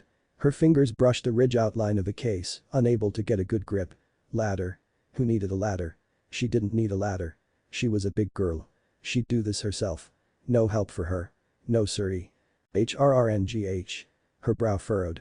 Jut a little more, can't reach. I've got ya. Her heart sipped a beat as strong hands settled under her shoulders and scooped her up into the air. They lifted her as father might his daughter, hoisting her with ease. Eek. She flailed for a moment, startled at having been caught out, but only a moment. Determined to see her task through, she reached the rest of the way and thumped the crystal into its padded case. It slotted in with a soft click. Then those strong arms reeled her back in, setting her down on the floor once more. Thanks. She muttered, unwilling to meet his eyes. Don't worry about it.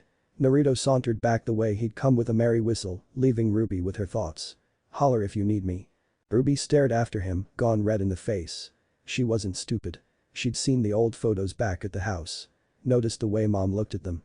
Those whiskered cheeks, so much like her own, yet with 3 marks instead of 2. And the way he acted around her, well, that was a dead giveaway. But he was he. RWBY wanted to believe. Really, she did. She knew so little about her father. Mom had said he was something of a free spirit, but any other details were sparse. Unbidden, her mind flitted back to their first meeting. When they'd met that night during the robbery, he'd been surprised to see her. Shocked. As if he didn't even know she existed. What kind of parent was that? Had things really been so bad between him and mom that they hadn't talked for 15 years? Neither had outright said anything to her about it, which left her uncertain. And in that uncertainty, a thorn of fear caught at her heart. Just who was he, really? The door chimed once, heralding another customer. Welcome, welcome. Naruto's voice was warmth and friendliness personified. What can I get you? Oh. His words frosted over, going from sunny to glacial in an instant. Look who the cat dragged in. I could say the same of you. A sharp, almost nasally voice intoned. To think I'd find you here. RWBY scuttled out of the back and peeked halfway around the corner. There was someone there alright, but he didn't much look like a customer. If anything, he reminded her of one those solicitors that used to pester them before they moved out to Patch. The kind that wouldn't take no for an answer. Clad in a crisp white suit with a bristle snow-white mustache and hair to match, he was every but a businessman through and through. His eyes were chips of wintry ice, Weiss at her worst. Wait, why am I thinking of Weiss? There he stood, flanked by no less than 10 men, each wearing a pale blue suit of their own. They didn't look like good men. I understand you struck 2 of my employees. Their leader's voice was crisp, almost nasally. May I ask why? A faint smile creased Naruto's lips. I wouldn't say struck Jacques. You know what you did. Do I? The blonde tilted his head just so. I'm afraid I haven't the foggiest idea what you mean.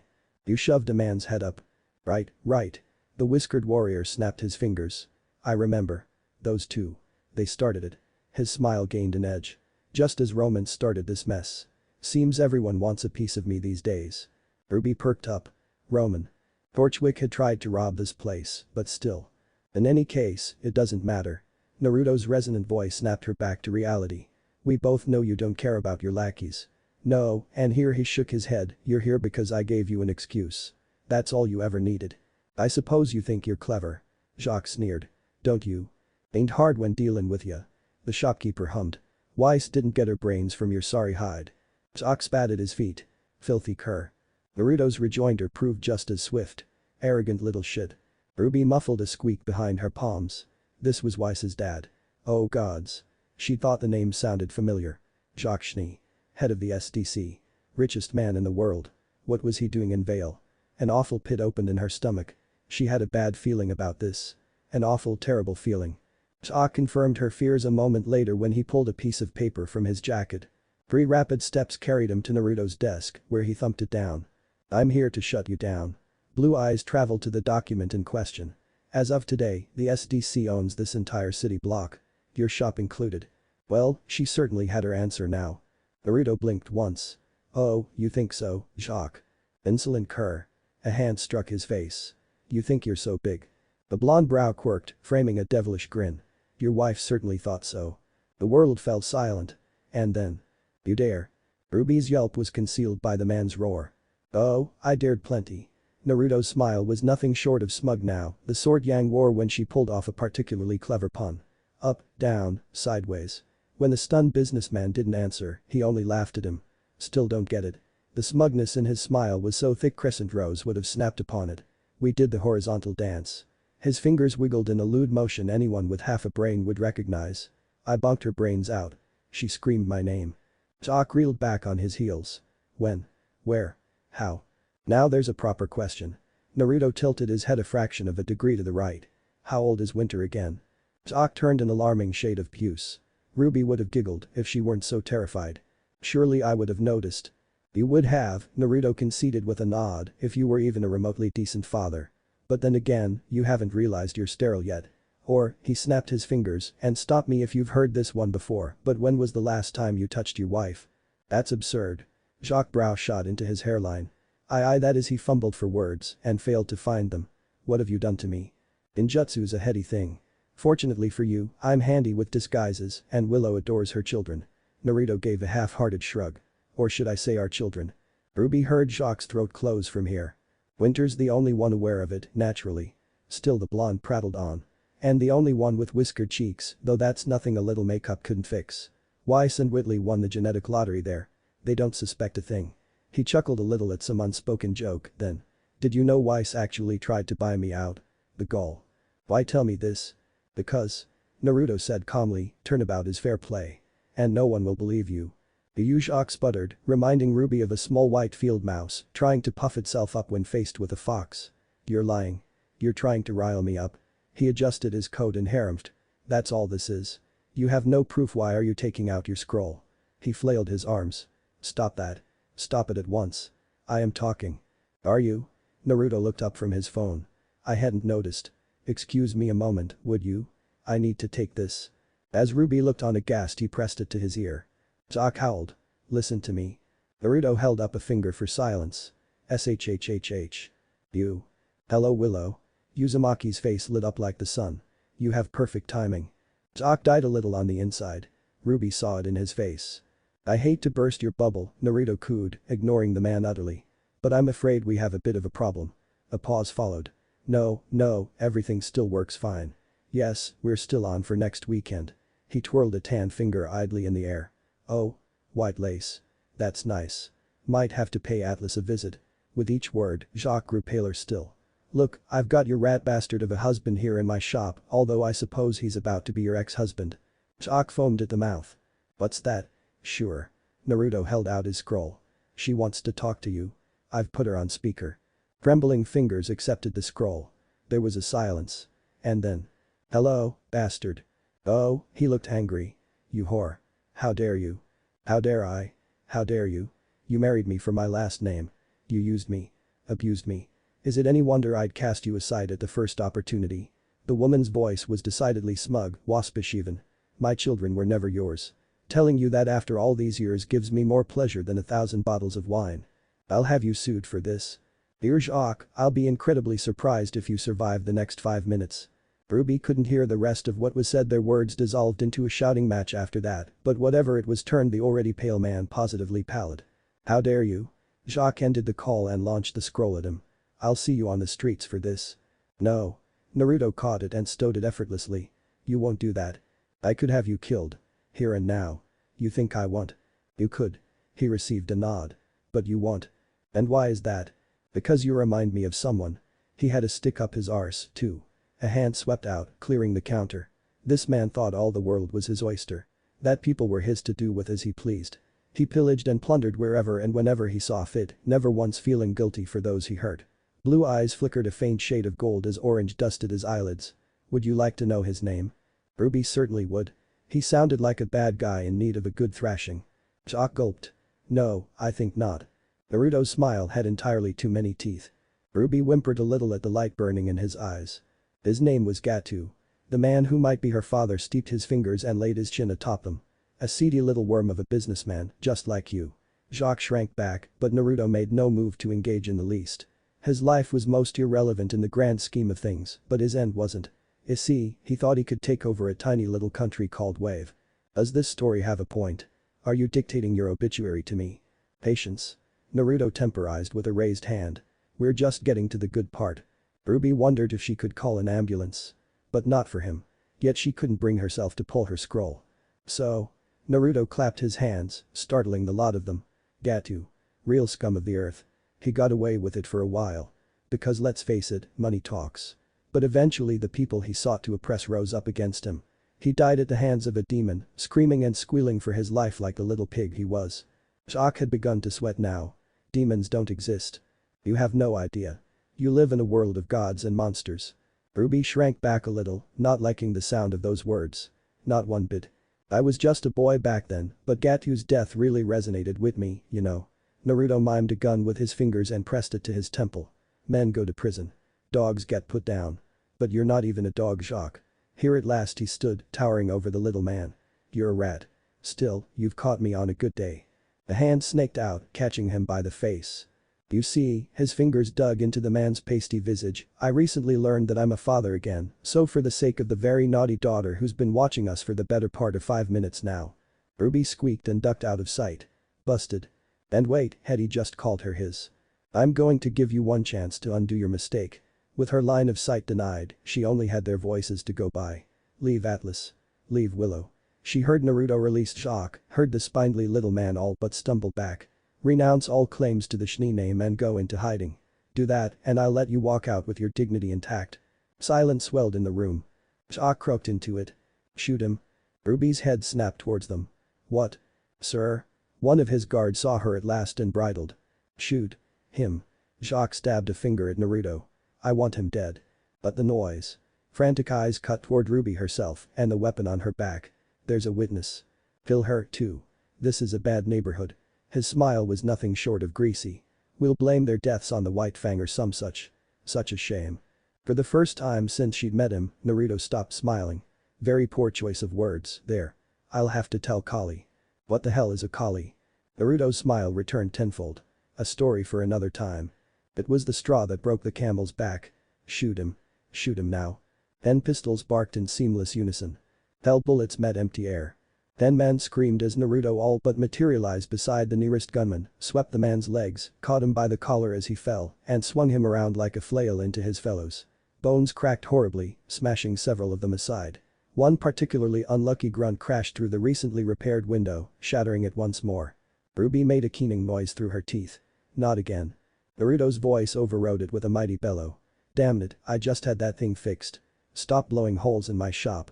You're the one who hit him. He whirled just as the others reloaded, effortlessly interposing his captive's body between him and harm's way. The poor thug bucked in his grasp as hot dust seared into his body, yet failed to penetrate. The blonde grinned and bowled forward with his impromptu shield. Clawed fingers closed around another's weapon, yanked it from his grasp, and turned it on him. Remember that bit when I said that I considered guns uncivilized?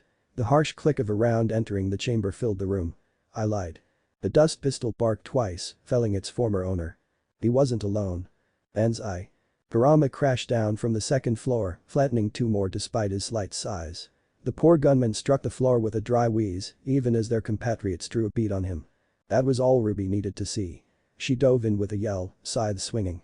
Crescent Rose became a hurricane of crimson, mowing them down. So much wheat from chaff. It was all downhill after that. Even as she caught them with the blunt end of their weapon sending them crashing into the street. She heard the harsh crack of a weapon and knew that the rest had fallen. Fools. You'll never work in Atlas again. Jacques fumbled for a pistol in his coat only for his faltering fingers to fail him. Blasted. Just you wait. I'll show you. I'm tired of waiting. Of seeing people be unhappy. Naruto caught him by the throat and wrenched him down, splintering the floor with a sheer impact. You took that happiness from Willow. Now I'm going to take something from you. How's your dignity sound? Jacques thrashed in his grasp as he looked on. You'll rue the day you crossed me. An open palm cracked across the Schnees' face. Say it. No. Naruto slapped him again, denting his face. Say it. Wuja. Another smack sent teeth flying through the air, punctuated by a squeal. Naruto struck him again. Followed by a fifth blow. 6. 7 now. I can do this all day, Jacques. RWBY was tempted to let him. She stood by with arms crossed. I'm sorry. Jacques wailed as an eighth backhand rocked his rapidly swelling face, lisping through hideously bruised cheeks. Forgive me, I'll cancel the contract. Lem go. Naruto's brow furrowed. I think not. I'm not done with you yet. A ninth blow sent the wretch spiraling into unconsciousness. Naruto released him then. To which Jacques struck to the ground with a dull thud. He didn't rise again. Just like that, silence pervaded the dust shop. RWBY dithered in, feeling every bit a naughty child, knees twisting to and fro with thinly veiled anxiety. Crescent Rose collapsed into its portable form on her back. Even that noise seemed to echo in the quiet that followed. So, she swallowed once. What you said. Naruto perked up, more a reflexive twitch than anything else. It nearly undid her. And yet RWBY couldn't bring herself to say it. The word lodged in her throat, choking her. No. She pushed through the doubt, the pain, the fear and it burst out of her. Be daddy? It was the whimper of a little girl who'd gone without one for far too long. Yeah. That's me. He looked away with an awkward chuckle and scratched at his cheek. Guess I've got some explainin' to do, huh? The blonde stood slowly as Kurama dragged bodies away in the background. Don't suppose a lifetime's worth of dust would make up for all those missed birthdays. RWBY giggled in a fit of hysterics. She wasn't sure if she wanted to laugh or cry. How about this, then? He opened his arms wide. Wanna hug it out? Silver eyes fluttered in a rapid blink. Just like that. He grinned. Hugs make everything better. It was such a dad thing to say. So much so that it broke down the last of her defenses. RWBY lost control. She dove forward with a sob, crashing into him and a flurry of crimson petals. Rather than endure it, Naruto caught her under the arms and swept her into a crushing hug. She buried her head into his chest, stifling a sniffle. 15 years. 15 years of not knowing, of guessing and wondering and suspecting, but never having. And now she did. Like she'd found a missing piece of herself. He was right. Hugs really did make everything better. That was amazing. Words flew from her mouth as she babbled unrestrained. You took them apart like it was nothing. You're the best. Realization dawned a heartbeat later. Wait, does this mean Weiss is my sister? Naruto sighed. RWBY, no. She grinned up at him. RWBY, yes. The door crashed open before he could get a word in edgewise. From her sprawled position in Naruto's arms, RWBY had a perfect view of it all as her mother came barreling in, weapon in hand. Oh, right. It was about time for her to pick her up, wasn't it? I heard gunshots. Summer cried. What on earth? She took a look at the bodies. I happened. Blinked twice. Here? Did I miss something? She planted a hand on her hip, just now noticing RWBY in his arms. Wait, you told her, didn't you? Naruto's grin was utterly unapologetic. Pretty much. RWBY dared a tentative little wave at her mother. A slow smile spread across Summer's face. Well. That simplifies things, doesn't it? RWBY wasn't sure she liked the look in her mama's eyes just then. It was an expression she'd never seen before. Really, it almost looked like hunger. But that couldn't be right. Why would mom be hungry? There wasn't any food around here, just dust and a Schunderstudno. Summer surged forward and tackled Dad. She kissed him fiercely, slamming him down to the floor. No more beating around the bush. The words were a growl. Mine. Hey ow. Naruto barked a laugh. Not in front of RWBY. RWBY reared back, eyes bulging in her head. There could be only one response. EWWWWW. Gross. Never gonna give you up. RWBY Rose wanted to scream. Not out of fear or hate or even sadness, really. Nope. You see, she had a different reason altogether for wanting to holler at the top of her lungs. She skipped through the halls of Beacon, recalling last night with mostly fond memories. Mostly, she said. Because frankly seeing her parents kissing Nappa wasn't an event she wanted to remember anytime soon. Unbidden, her mind flitted back to the conversation they'd had just last night, just the three of them. There will always be another monster RWBY. That's what people fail to realize. Naruto sighed as he pushed a glass of warm milk her way. Sometimes, you need a monster to keep other monsters away. RWBY took it, letting the mug warm her cold hands. And that's what you are. Good girl. He patted her head, tousling her hair. You're learning. Her nose wrinkled. Sue, how many siblings do I have? Well, more than you'd think, less than you'd expect. She huffed. Dodd. That's hardly an answer. Summer shrugged. It's the best you'll get. She had more siblings now. Once upon a time that might have made her antsy. Seeded her heart with doubt and poisoned her from within. Now. Nope. Mom and Dad had been separated for 15 years, the better part of 2 decades. Really, the past was the past so far as she was concerned. They were back together again now. Nothing else mattered. Well, maybe a few things. Things involving the scowling girl walking only 2 paces ahead of her. Because Weiss was her sister. Which also meant this winter and Whitley Naruto kept mentioning were family, too. She'd always wanted a big family. Just the thought of it left the little Reaper giddy. Now remember RWBY. Dad's voice came back to her all at once. You can't tell Weiss about this. This is something she needs to figure out on her own. RWBY respected that. Really, she did. She wouldn't tell her, of course. Not when Dad wanted to drop a bomb herself. But it was so hard. Everywhere she looked she seemed to find relatives she'd never known about. At this rate Blake going to be her sister, too. She missed a step. Frowned a little. Wataminute. Dad had mentioned the name Collie Belladonna back in the shop. Blake's last name was Belladonna. Her mind leaped to the immediate conclusion. Weiss saw her smile and scowled. Why are you grinning? You've been like this all morning. RWBY giggled. No reason. Nope. No reason at all. Blake's bow twitched. Are you sure? RWBY absolutely beamed. Yup. Yang sighed. RWBY. Tell you later, sis. The little Reaper grinned and skipped ahead of them. Come on. We're gonna be late for class. She didn't see Yang linger behind Weiss and Blake.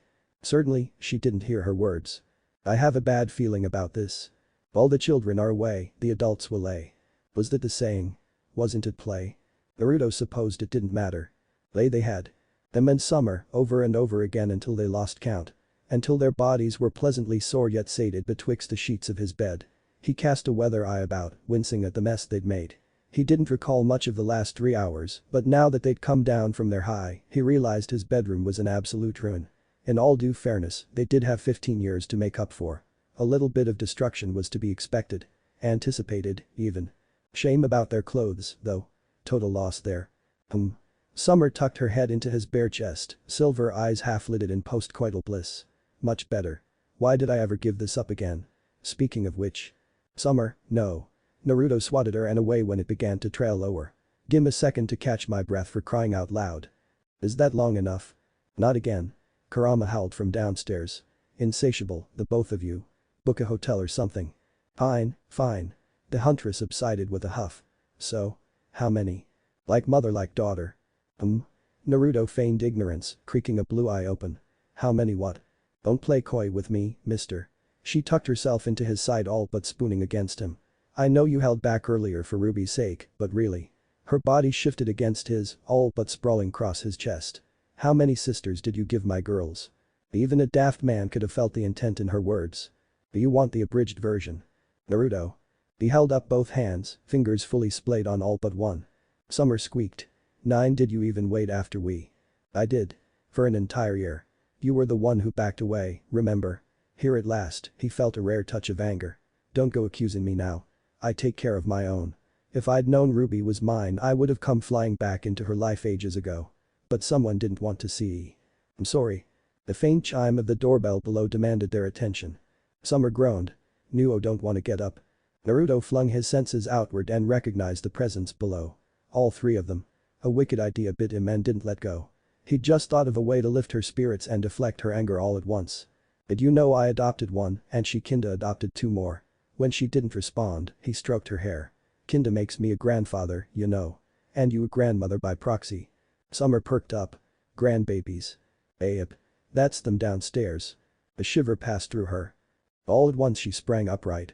I wanna see. Clothes. Naruto hollered before she could bolt downstairs. Summer stalked back with a growl. Fine. Dim one of your old outfits. Cinder hadn't come this far by being a fool. Naruto had taught her many a thing since he'd taken her under his wing. Chief among them the ability to sense danger. It was a skill that had served her well as she grew into a young woman. If only because it helped her to otherwise avoid those who were hopelessly out of her league. And when Summer Rose came barreling through that door. Nope. Cinder took one look at her and responded accordingly. She did what must be done. She did not hesitate. She showed no mercy. Meaning. Here. She threw Emerald and Mercury under the bus. Her minion children. Barely had time to stiffen as she placed a palm against each of their backs and thrust them forward. Emerald offered the least resistance. Not quite realizing the danger before her. More fool she. It was she who fell first. Mercury had the good sense to at least dig his heels in and avoided being glumped altogether. They're adorable. Summer all but squealed. Let's me have a look at you. Emerald squeaked as Summer pinched her cheeks. Mercury sniggered at her expressed discomfort. Heh. Busted. Silver eyes swiveled toward him. I'm sorry, did I say something that you found funny? Come here. Are you eating enough? Cinder slunk away in the chaos. Time to make her escape. She could always visit father when that thing wasn't here. Summer's arm looped around her neck. And where do you think you're going? Cinder recoiled with a start, but it was too late. Her legs betrayed her, gone stiff as stone. Her mind bleated out a wild panic note of dismay. That was all she managed before the silver-eyed terror was upon her. Naruto poked his head out the door, took one look at them, and darted back inside. Cinder glared glowing golden daggers at her fool of a father. Traitor. While a cheerily cheeky Summer fussed and fretted over Cinder and company, Naruto slipped back inside. He eased the door to the shop shut behind him, then locked it for good measure. Alright, then. Keen blue eyes surveyed the recently repaired shelves and the proud product placed within. The dust sang pleasantly to his ears, humming with trace amounts of chakra. RWBY had done good work here. Everything looked good as new. There wasn't so much as a speck of dirt to be seen. Not a hair out of place. And yet it was quiet. Too quiet. He sensed something in the stillness.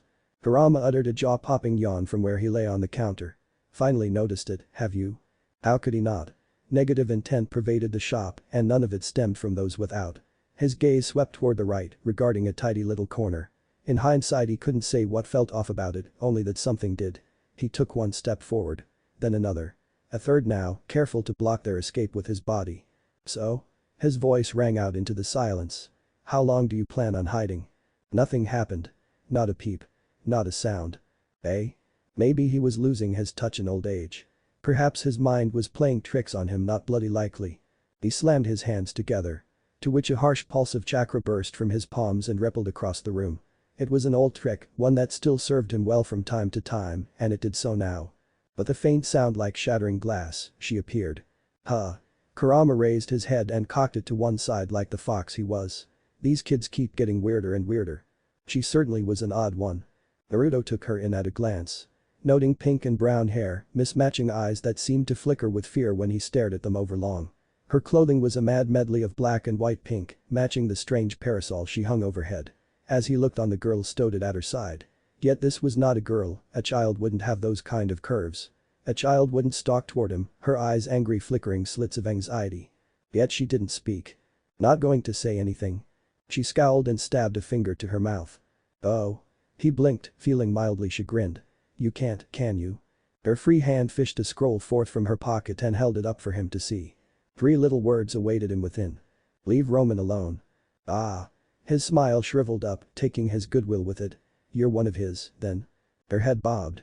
What do I call you? She traced 3 letters in the air with a finger. Neo? Another nod. She had moxie if nothing else. The scroll flashed out again. He's my dum-dum. Well, wasn't that curious? He planted his feet while he jammed both hands in his pockets, subtly strengthening his stance. And what does he do you? Her brow furrowed. This time the text was downright speedy. Everything. One of those, then. Is that so? She nodded anew. Kurama scoffed from his perch. You chose poorly, then. Neo's head whipped toward the tiny kitsune's false form, eyes wide. Credit where it was due, she recovered quickly. Out came the scroll once more. She seemed to hesitate this time before she steeled herself and showed it to him once more. I want a truce. Naruto's brow shot into his hairline. So nice to see someone sensible in Roman's organization. Unfortunately it was much too late to make this go away. Maybe if this Neo had come to him immediately after Roman's little escapade, but no. I'm sorry, little one. He shook his head. That's not going to happen. She scowled and was quick to key in another message. Tell me how to make this stop, then. How? A frown marred his whiskered cheeks. You bring him here and this stops. I'm not emotional about the money or even the damage. His finger jabbed at her. There is a price indebted to me for the blood I've gotten on my hands, restoring order to the untidiness that your boss created. She gulped, he saw her throat rise and fall. If not for Roman, he wouldn't have come back in the first place. Just as he wouldn't have taught Junior a lesson. Jacques wouldn't dare reared his ugly head. But he did, and he had. More was yet to come, and he couldn't stop this train now even if he wanted to. And make no mistake, he didn't. Will you kill him? Haven't decided yet. He was honest, if nothing else. She scowled and stomped a heel. Her scroll cracked in her hand, revealing a fractured message. It was just a dust shop. Kurama sighed. You just had to press that button, didn't you? Just a dust shop, you say? An old ember of anger sprang to life in Naruto's heart. Just a dust shop. No. He flicked a hand outward, slapping her scroll away. To you maybe. Cold blue eyes followed her as she gave it up and scrambled back. But to me? This place is everything. I sank my life savings into this place. I worked hard to get here, to get out of that old life. I'm proud of it. His brow turned stormy. And then in a single night, your boss took that from me. Stole that from me. He stalked forward. Killed that from me. Neo tripped and fell on her rear, scrambling back now like a drunken crab. Everyone's been asking me if I'm back, if I'm going to remind everyone who I am. And until now. His hand shot down, grabbing her by the collar. I haven't really had an answer. But yeah, I'm thinking I'm back. His forehead kissed hers in a savage headbutt, stunning her. So you tell me where Roman is, you bring him here and make him pay his dues, or so help me when I find him, you will die screaming alongside him. He flung her to the ground. Now get out before I lop off your petty little head. Neo didn't need to be told twice. She vanished in a crackle of glass. Almost immediately, a harsh clamor arose outside. Naruto pivoted on one heel to regard it. For the love of. He pulled outside, fearing the worst. Several things happened at once. Move. Cinder all but shouldered past him, seeking shelter inside. Naruto was inclined to let her. Seeing as Summer was somewhat distracted at the moment. He peered past her, beheld a white-on blue vest with a matching skirt, flowing up into a familiar face, framed by hair white as snow and keen blue eyes besides. Just as well too, because those eyes weren't focused on him.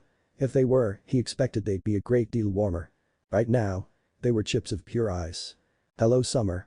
RWBY's mother lifted her chin. Willow. You look well. For a drunk. And you look well for a woman who's supposed to be dead. Willow tilted her head just so. How many times have you died again? Her eyes flitted past, alighted upon him, and she tried to step around her. Step aside, I'm not here for you. Summer wasn't having it, she all but blocked her with both arms. Why you at least I didn't let myself be used by a pig like Jacques. Naruto and Kurama winced as one. Willow's once pleasant smile became brittle as a blizzard. I'd choose your words carefully, were I you. Wouldn't want to say something you'd regret. Sure. Great. Just my luck. Naruto's palm struck his forehead with an audible smack. We're going to do this now, are we? Summer and Willow butted heads. We certainly are.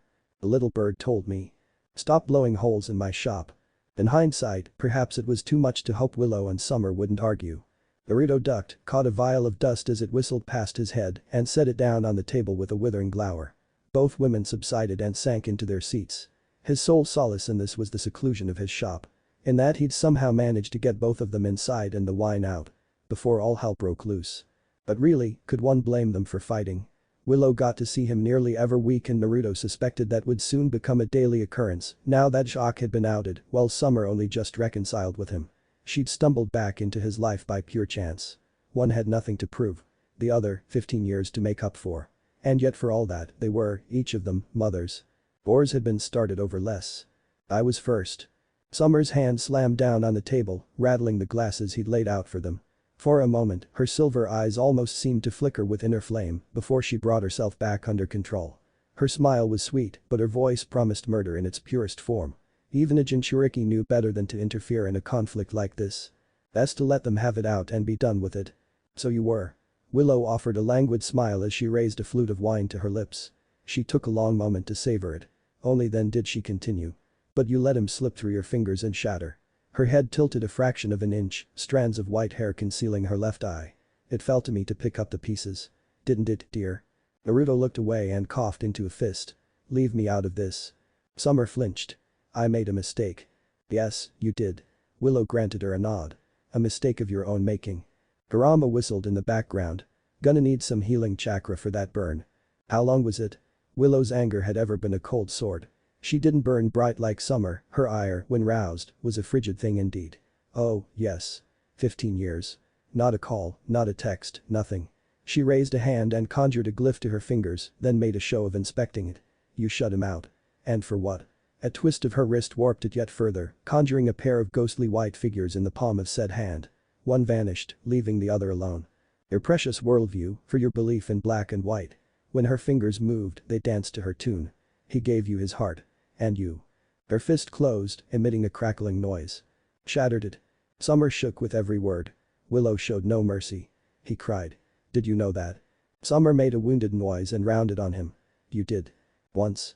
Naruto injected a kernel of truth into her diatribe. I was drunk at the time. Regardless, she could not live with her own failure. Willow tutted. Where did that bring her? Back to you. Wintry blue eyes met hers until she looked away. That still doesn't give you the right to bully her like this. Apologize. I will, once I've said my piece. She huffed. You're hardly to blame. Her eyes slid back to Summer, eliciting a squeak from the slight huntress. You hurt him so very badly. Is it any wonder he'd seek out someone who knew the same pain? Someone who would never, ever betray him? Summer's hands bit into the table. We're together now. I don't doubt that. Willow allowed. He always was soft. But how am I to know you won't leave him again? It was the straw that broke the camel's back. Naruto saw it a moment before it happened and managed to rescue the glasses before she did something rash. Summer, don't. Too late. The cloaked huntress urged out of her seat with a snarl, grabbed the table separating her from Willow, and flung it away, as though it weighed no more than a pack of matchsticks. It struck the door and bounced off, shredding itself apart as it skittered across the floor. Blasted. He'd like that table. Oh ho. For her part, Willow remained seated, lips quirked into a small smile. You're coming closer? After his warning. Summer cracked her knuckles. I can't kick your ass without getting closer. Willow spread her arms wide. Then come as close as you like. Do you even know how to fight, you drunken? The glyph swept Summer upright and upended her onto the floor. Willow hadn't budged an inch. Care to repeat yourself? Yeah, Naruto shrugged. She's pretty much the definition of a white mage. The phone rang, shattering the moment. He all but dove on it. Sparks and explosions, he plastered a smile to his face as he drawled into the receiver. How can I help you? Hello again, old friend. A low Mistralian purr answered. You seem to be in better spirits today. His smile died an ugly death. Again, Malachite. You already called me to express your condolences. What'd you want? Willow arched a demure brow. Summer's head hit her hands, anger momentarily forgotten. Not another one. She isn't. He bit out before returning his attention to the call. Why are you calling again? Now, don't be so cold. Little Miss sounded far too pleased for her own good, which usually boded poorly for him.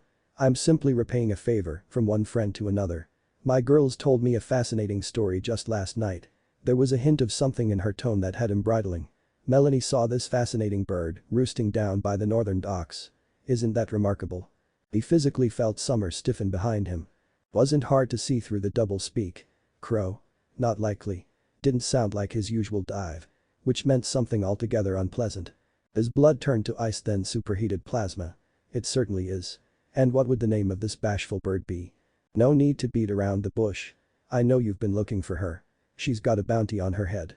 Her? Definitely not Crow. I have and she does is, he allowed. She's being difficult. And whose fault is that? Maybe you taught her to hide a little too well. He'd made many mistakes. Teaching her had been one of them. She'd been willing at the time, but she'd learned a little too well. He had also learned Little Miss didn't give her information freely. What do I owe you for this? Not a thing. She sounded like the cat who caught the canary and slaughtered its entire family. Your little stunt with Junior weakened his gang and gave my spiders a chance for a little aggressive expansion down in South Vale. Do be nicer to your nieces next time though, won't you? They're quite cross with you for knocking them around like that. He fought down a wince. It was that or kill them. Fair enough. I'll be in touch. Naruto hung up with a heavy heart. One mistake. One slip and his past came crawling out of the woodwork to torment him. Damn Roman. If he didn't hate him before, he did now. The harsh crack behind him told him Summer and Willow had resumed their hostilities with a vengeance. This is just not my day. The day was definitely her day. RWBY skipped down the street, smiling fit to burst. She'd done it. She'd finally done it. It had taken no small part of begging, cajoling, even outright bribery on Blake's part to get her team down here, but here they were. She could see the shop in the distance, less than a block away. A few more steps now. Just a little more. Then she'd finally accomplish her mission. Even if meant Yang giving her the stink eye. You're doing it again. She hummed a little. Doing what? Weiss absolutely hissed. That. Stop smiling. RWBY bounded forward, laughing as a glyph hurtled by. Blake saw the chance for what it was and took it. She frowned at her. You're up to something. RWBY only hummed. Nope. She certainly was. Are you done? Naruto danged Willow and Summer in the air by the back of their necks, holding them as one might a pair of naughty kittens. That, or two grown women covered in dust and dirt. They didn't look much pleased with him at the moment. Fitting, because he was none too happy with them himself. I think you're done. He snarled. I just cleaned this place up and now you've. The bell above the door chimed, heralding a new arrival. He rounded on with a snarl. We're closed. In the same moment, someone spoke. I'd like a full magazine of dust, please. Boy. I just said we were. Naruto looked up and froze. I already heard you. Blake wait. Now that he looked at Blake, really looked at her without anyone in the way, he noticed something. She looked just like Collie had when she was younger. Paler perhaps, without an impish gleam in her eye, but no. No, there was just no bloody way. He had all of half a second to see a shock of blonde hair behind her before the door opened again as Weiss charged in behind her. Collie? Excuse me? Young Belladonna frowned and the image in his mind's eye shattered at once. Why do you know my mother's name? She saw Willow dangling from his fist. Froze, looked like she'd bitten into a lemon. Mother. What's the meaning of this? Willow offered a demure smile. Hello, dear. You really do have impeccable timing. RWBY poked her head around Weiss with a happy chirrup. Suo? Do I have the best timing or what? Everyone exhaled as one. RWBY, why? Bloodlines. Yang considered herself a free-spirited girl. Live fast, die hard, that sort of thing, you know. No point in worrying about rules. Don't sweat the small stuff. If you have a problem, punch it. Such a philosophy had served her well so far in life. And why wouldn't it? She hadn't met an obstacles that she couldn't punch her way through yet. 9 times out of 10. Ember Celica and her semblance carried the day. She was content with that. What would be would well be. Was it reckless? Definitely. Summer had told her off for it more than once, but it was the only way Yang knew how to live. Summer wasn't really her mom. Not by blood. She'd taken her in after that bitch Raven. Threw her away without so much as a goodbye. Yang was grateful for that. Really, she was. Summer was a super mom. Best gosh darn mom a girl could ask for. But sometimes she wondered. Who was her father? Dad hadn't been in the picture long. She didn't even know who he was. Mom said it might be someone named Ty, and hey, maybe it was, but she didn't know. She didn't have any memories of him, either. Because Ty was dead, too. He'd gone off on a mission and never returned. She vaguely recalled a smiling man with blonde hair and blue eyes patting her head. Even now his face was fuzzy to her. She tried not to dwell on it. No point in crying over spilled milk. Raven was the one she had a problem with, not a deceased dad. So, yeah. Free spirit and all that. But this was a little too cavalier even for her. Didn't mean she wouldn't laugh at it, though. Wait. She hid a snicker behind her hand and raised the other. Lem get this straight old man. Madam Fussy Britches here, she pointed at Weiss. Is your kid? The hand fell to Mertenister. Xiaolong, you do realize I am armed. Whatever you say, Weiss cream. A smile touched her lips. Seriously, though? Her gaze sought out the adults. Summer looked chagrined about all this yet resigned, while Weiss's mom, what was her name again? Willow. Seemed insufferably smug as she sprawled in a nearby caher. Naruto appeared to be caught somewhere in between the two. Which suggested he'd know this for a while. Evidently Weiss didn't. Hold out your hand if you don't believe me. He offered her his palm. Your chakra should confirm it. Or would you prefer a DNA test? Weiss eyed him as one might a snake in the grass. What in blazes is this chakra you speak of? And I refuse to hold your. Willow clicked her tongue in mild disapproval. Weiss. Alright.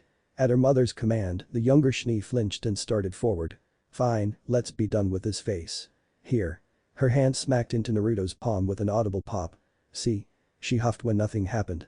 This is pointless. I feel fine. Now let's be done with this prank. Her words trailed off, eyes bulging as a thin line of frost crept up her fingers. Not enough to harm them, but enough to coat the 5 digits all the same. From this distance they almost looked like claws. As if something had siphoned the moisture out of the air, froze it, and bound it over her hand. Blake balked. RWBY cooed and crept closer to get a better look. Yang gave a low whistle. Mertenister was still sheathed. She hadn't used dust just now, or summoned one of her glyphs at that. Weiss must have realized it too, because she went absolutely berserk. What is this? Make it stop. That, Naruto hummed, would be a bloodline. He took his hand from her and thumbed his chin. And a familiar one at that. Think I'd see it again. Haku would be proud. Excuse you? Weiss tried to shout. Tried to refute him. All that emerged was a squeak through chattering teeth and a plume of steam as the temperature in the room continued to plummet. Who is Haku? And how do I stop this? Blake hid a smile behind her hand. Well, she's certainly an ice queen now. Yang cackled. Up top, kitty cat. Hey, I'll tell you about that guy sometime. As to the how, just control your breathing. As they high-fived, Naruto snatched Weiss's hand up again and pressed a pressure point below her index finger. Chakra tends to flare when you get worked up and yours is more volatile than most. Here. A flash of light pulsed across the room, accompanied by a faint feeling of static in the air, and heat reasserted itself once more. I've siphoned off the worst of it. Shouldn't build back up like that again for a while. Weiss rubbed her fingers, watching in quiet confusion as the ice crumbling away. Yang scratched at her collarbone. Strange. She'd felt something just now. Like a shiver passing through her. RWBY whistled innocently. Suo sisters. Big surprise. Who knew? Weiss rounded on her. You knew, didn't you? Her grin was all teeth. Maaybe. Yang palmed her face. It all made sense now. Her baby sister had been grinning for days now. Small wonder Weiss was so irritated with her. Still, that solved the mystery that had been plaguing them. Everything was good now. Familial ties aside, they could go back to Beacon with their hearts at ease. So why did she have the feeling this wasn't over? Come along, dear. Willow took Weiss by the hand and tugged her upstairs. Let's give your father some space while he wraps things up. I refuse to believe this. She let herself be dragged, all but spitting every step of the way. He is not my father. I'm fairly certain a DNA test will prove otherwise. Weiss whined, and they soon lost the rest of their words as she stomped up the steps. Yang shook her head. You've got a messed up life, old man. His shoulder slumped. I wonder whose fault it is. Summer immediately pinched his cheek for it. Ow. He laughed. I wasn't talking about you. Oh, it sounded like you were. Their eyes met and Yang felt something shifted in her as the duo began to squabble anew. Her frown deepened. She'd met him before and there hadn't been any reaction then. But when he'd used his what had he called it just now? Chakra. She'd felt a twinge twist in her chest. Could he be no? There was just no way. The chances were so astronomical. He hadn't even known about RWBY until recently. And yet if it was possible, if there was even a chance. Nah. Miracles didn't happen. She wasn't that lucky. Her hands clenched into fists at her sides, nails biting into her palms. For a fleeting moment, her semblance slipped out of her grasp and her eyes flashed scarlet. RWBY noticed somehow because she rounded on her. So did Naruto. His gaze snapped to her a heartbeat. In a flash, a literal flash of golden light, he appeared before her. Fast. He moved quick for an old guy. Yang jolted back, but it was too late. A hand snared her wrist, not to disarm her, only to touch her wrist and keep her from retreating. Tan fingers ran down the length of it, seeking a vein in her arm. He tugged her closer and hunkered over, forehead touching hers. His eyes bored into hers, a fierce and startling red just like her own. It was like looking into a mirror. Do that again. He growled. Do what? Yang met him glare for glare. I don't even know what I did. His right hand flitted out to join the left, cradling her wrist like fine china. Let me see. His eyes closed, and when they opened once more, they had returned to their true blue. Yang almost wished they hadn't. Because his eyes pulsed, lit within by tongues of azure flame. A tether of ethereal cerulean light shot forth from his fingers and lanced into her arm. Almost immediately she felt something stir in her chest. A force deep inside her responded to that pale tether of pale radiance, and her heart skipped a beat. Like an old key turning in a rusty lock, opening a door she hadn't even known was there. Then she heard a voice. Huh. So that's where a piece of me went. But those words, Yang's semblance ripped itself out of her grasp. Her eyes, already red, glowed. And her hair. Her hair burst into flame. This time the fire didn't stop there. It threaded its way down her arms, around her legs, bathing her in a golden inferno, and yet it didn't hurt. She balked at her pale sun-kissed palms and watched the embers dance over her fingertips. Glowing. She was glowing. Her entire body stood bathed in this, what was it, a cloak or something? Why was she on fire? Home, the fires seemed to sing in Yang's mind. Home, home, home. Summer blinked. RWBY's hands flew to her mouth.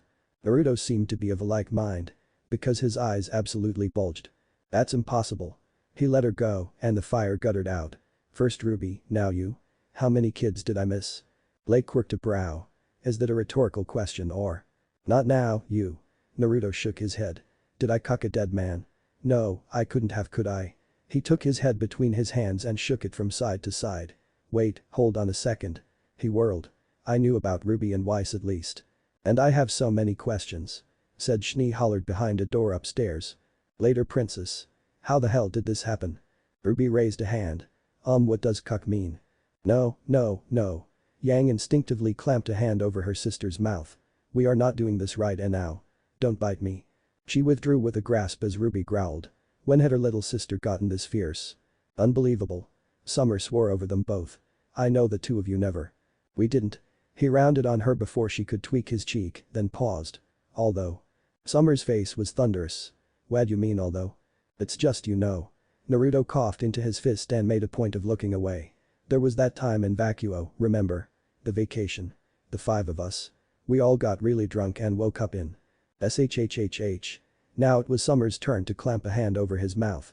His face was redder than her namesake. We swore never to speak of that. What happens in Vacuo stays in Vacuo. I'm not talking about it. He flailed his arms at her. I barely remember any of it. Yang's head was spinning. She couldn't make heads or tails of this. Any of it. She between them, baffled. Mom. Summer wouldn't meet her eyes. In the end, Naruto did. Well, this is all kinds of awkward. He took his hand from her arm and knelt down before her. Guess I should explain some things before it has a chance to fester. I knew your mother, once. Before he didn't miss her wince. She was a coward and I kept trying to make her more than that. I taught her a few tricks. How to fight and hide. Like a shinobi. For a moment he seemed terribly old beyond his years and looked away with quiet shame. That was a mistake, obviously. But how? Summer made angry summer noises. In the end, it fell to Naruto to explain. Vacuo, a vacation for Team STRQ and me, then a luau of alcohol. Come to think of it, it was around that time Raven got pregnant. His gaze snapped to hers and something hit Yang. His eyes were blue. Raven's were red. Scarlet plus sapphire made violet. Or in her case, lilac. He patted her head.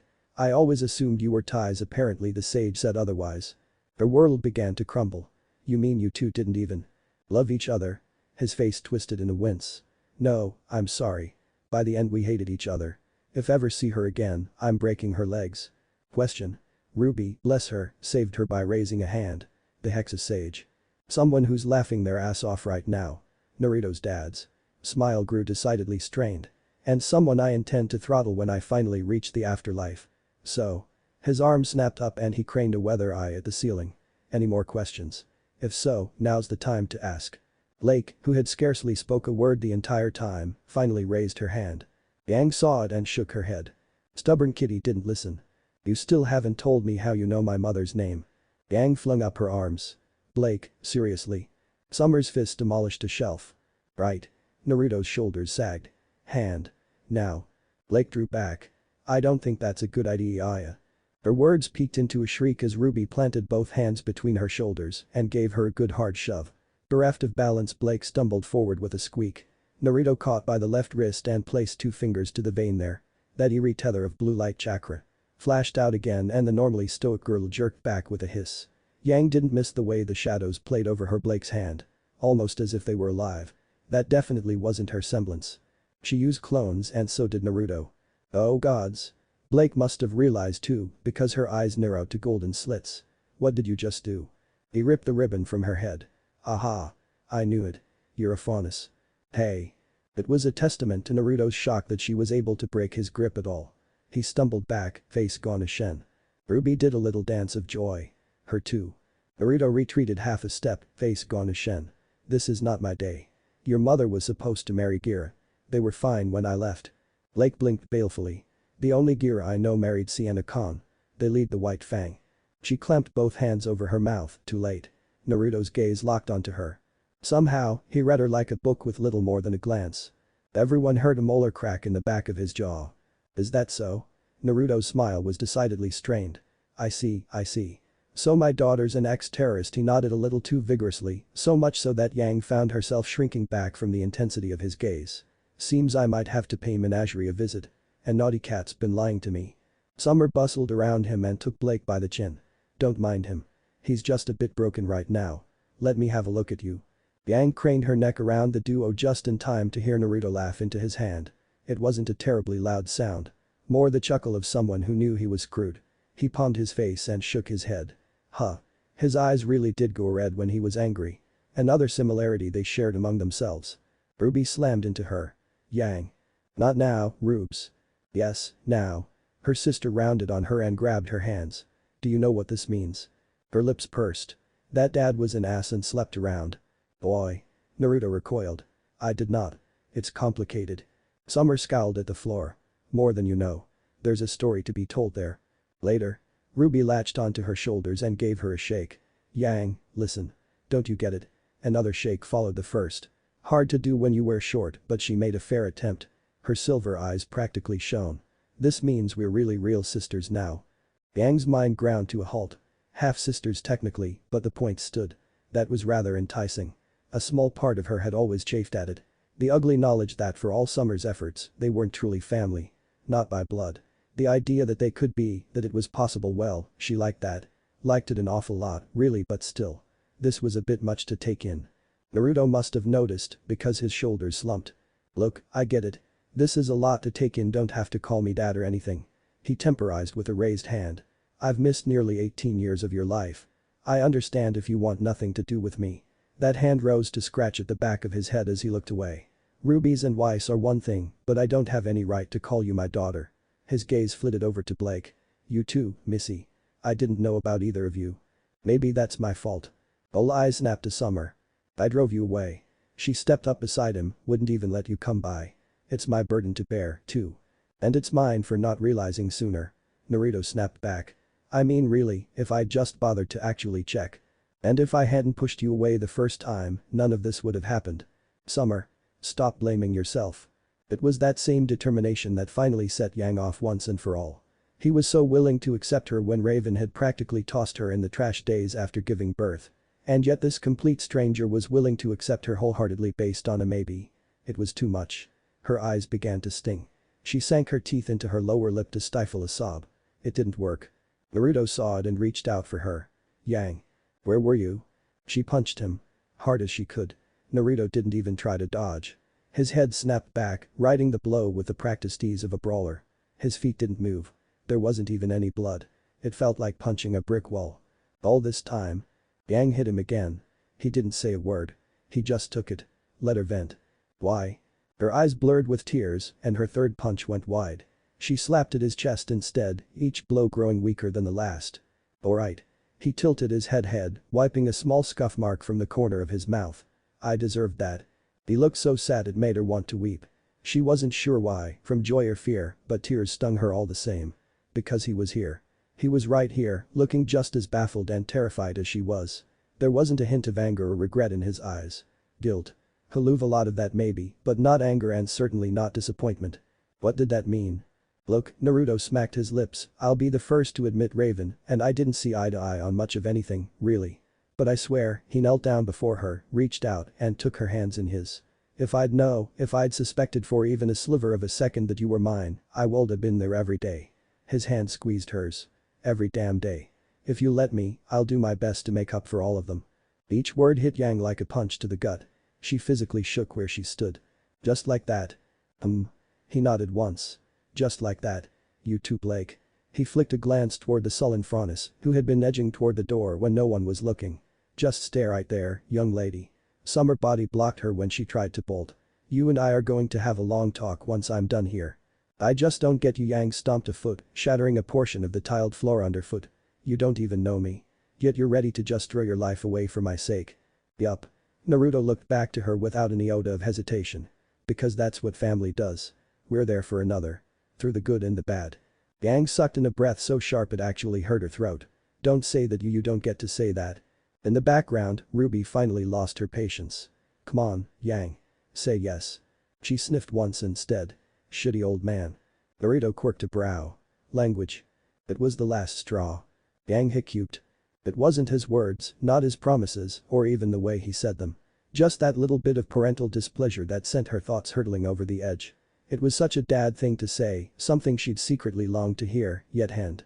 Never in her life had she needed something so much and never known until she received it. Summer gave her back a tiny nudge. Go on. He won't bite. Yang tried to hold her tears in. She really did. Damn it, she was a big girl. She wasn't going to break down like some. She warbled once and broke. Strong arms closed around her. This time she didn't push them away. And now the consequences of my actions come back to bite me.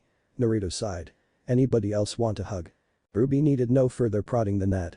She squirmed her way into the side of their embrace. Yes, please. Yang felt Summer's arms enfold them from behind, and that was it.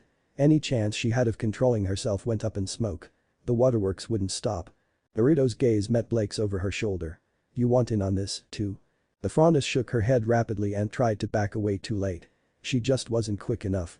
A golden arm burst forth from Naruto's back, caught her, and reeled her in like the fish she so favored. That over here. Are we all related? How? Weiss was in a proper rage once they got back to Beacon. RWBY didn't care. No, wait, maybe she did, but she was too excited to let it bother her. She giggled like a look and toppled back onto her bunk bed, legs kicking gleefully. She couldn't help but smile as her head hit the pillow. Big families were best families. There was no way this week could get any better. It just couldn't get any better. How little she knew. Naruto turned a baleful look toward the vaunted veiling of his shop. They're gone, now. He spoke to the shadows. Come on out. You can stop hiding. A merry cackle echoed from the rafters above. Must I? But it's so comfortable up here. The blonde pinched the bridge of his noise. How long have you been up there? The silence was telling. Tyrion. Well. That jolly voice sang from the rafters. Look who the fox dragged in. Kurama yawned. This fox is about to squish a scorpion if he doesn't tell me why he's here. What do you want, Tyrion? How cruel. The grinning Frontis vaulted down from the second floor and landed behind him. Can I not check in on an old friend or two? Naruto pursed his lips. I don't recall us being friends. Associates, fellow killers, slayers of monsters and men, sure. But friends? Don't be so cold. An arm looped around his shoulder, drawing him close.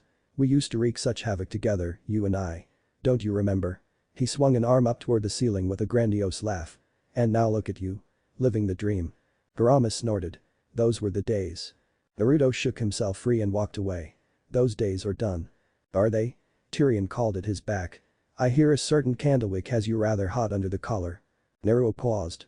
Torchwick. He corrected, then realized he jumped on it. What do you know? His smile was sinister. Now, my knowledge comes with a price. Figured. He was making a deal with the devil. He just knew it. And yet. Name it.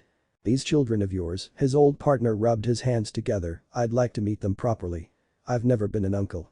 Naruto pinched his nose, feeling a migraine coming on. Tyrion, no. Out of the question. Tyrion, yes.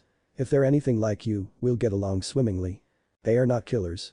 Not like us. Not yet. He tittered. Nothing a little push can't solve. Ow. Not the tail. Alright. I'll talk. Good things come in threes. Collie's scroll was ringing. Even half asleep she recognized it at once. A jaunty jingle she'd chosen long ago in happier times and hadn't been able to bring herself to change since. And right now. It was loud. Terribly. Horribly. Loud. She clutched her pillow over her head with a low whine and rolled over, determined to ignore it. It's early. Lem sleep. It kept ringing on and on for a good 30 seconds. A full minute now. Still she refused to rise. Her bed was warm, the blanket soft, and she'd been having such a lovely dream. Happier times. Simpler times. Days when he had been in her life, fleeting moments of laughter and teasing, hopes for a future that had since become so much ash. Finally, the ringing ceased. Ha. She purred into her pillow. Mama wins. Content with her victory she snuggled down and drifted back into dreamland. The worry gnawed angrily at the back of her mind, but in her sleepy stupor, she couldn't quite place it. Who was that anyway? It wasn't like someone to call in the early hours of the morning unless there was an emergency. Menagerie wasn't on fire, so it couldn't be that. She would have smelled smoke by now. Meh, probably nothing. Her scroll began to ring again. Collie's brow furrowed as she struggled to keep her eyes shut. The tiny ember of remembrance sparked to life in her sleep-addled mind. She knew that ringtone. Only one soul on Remnant had it. She'd given it to an old friend, near and dear to her heart.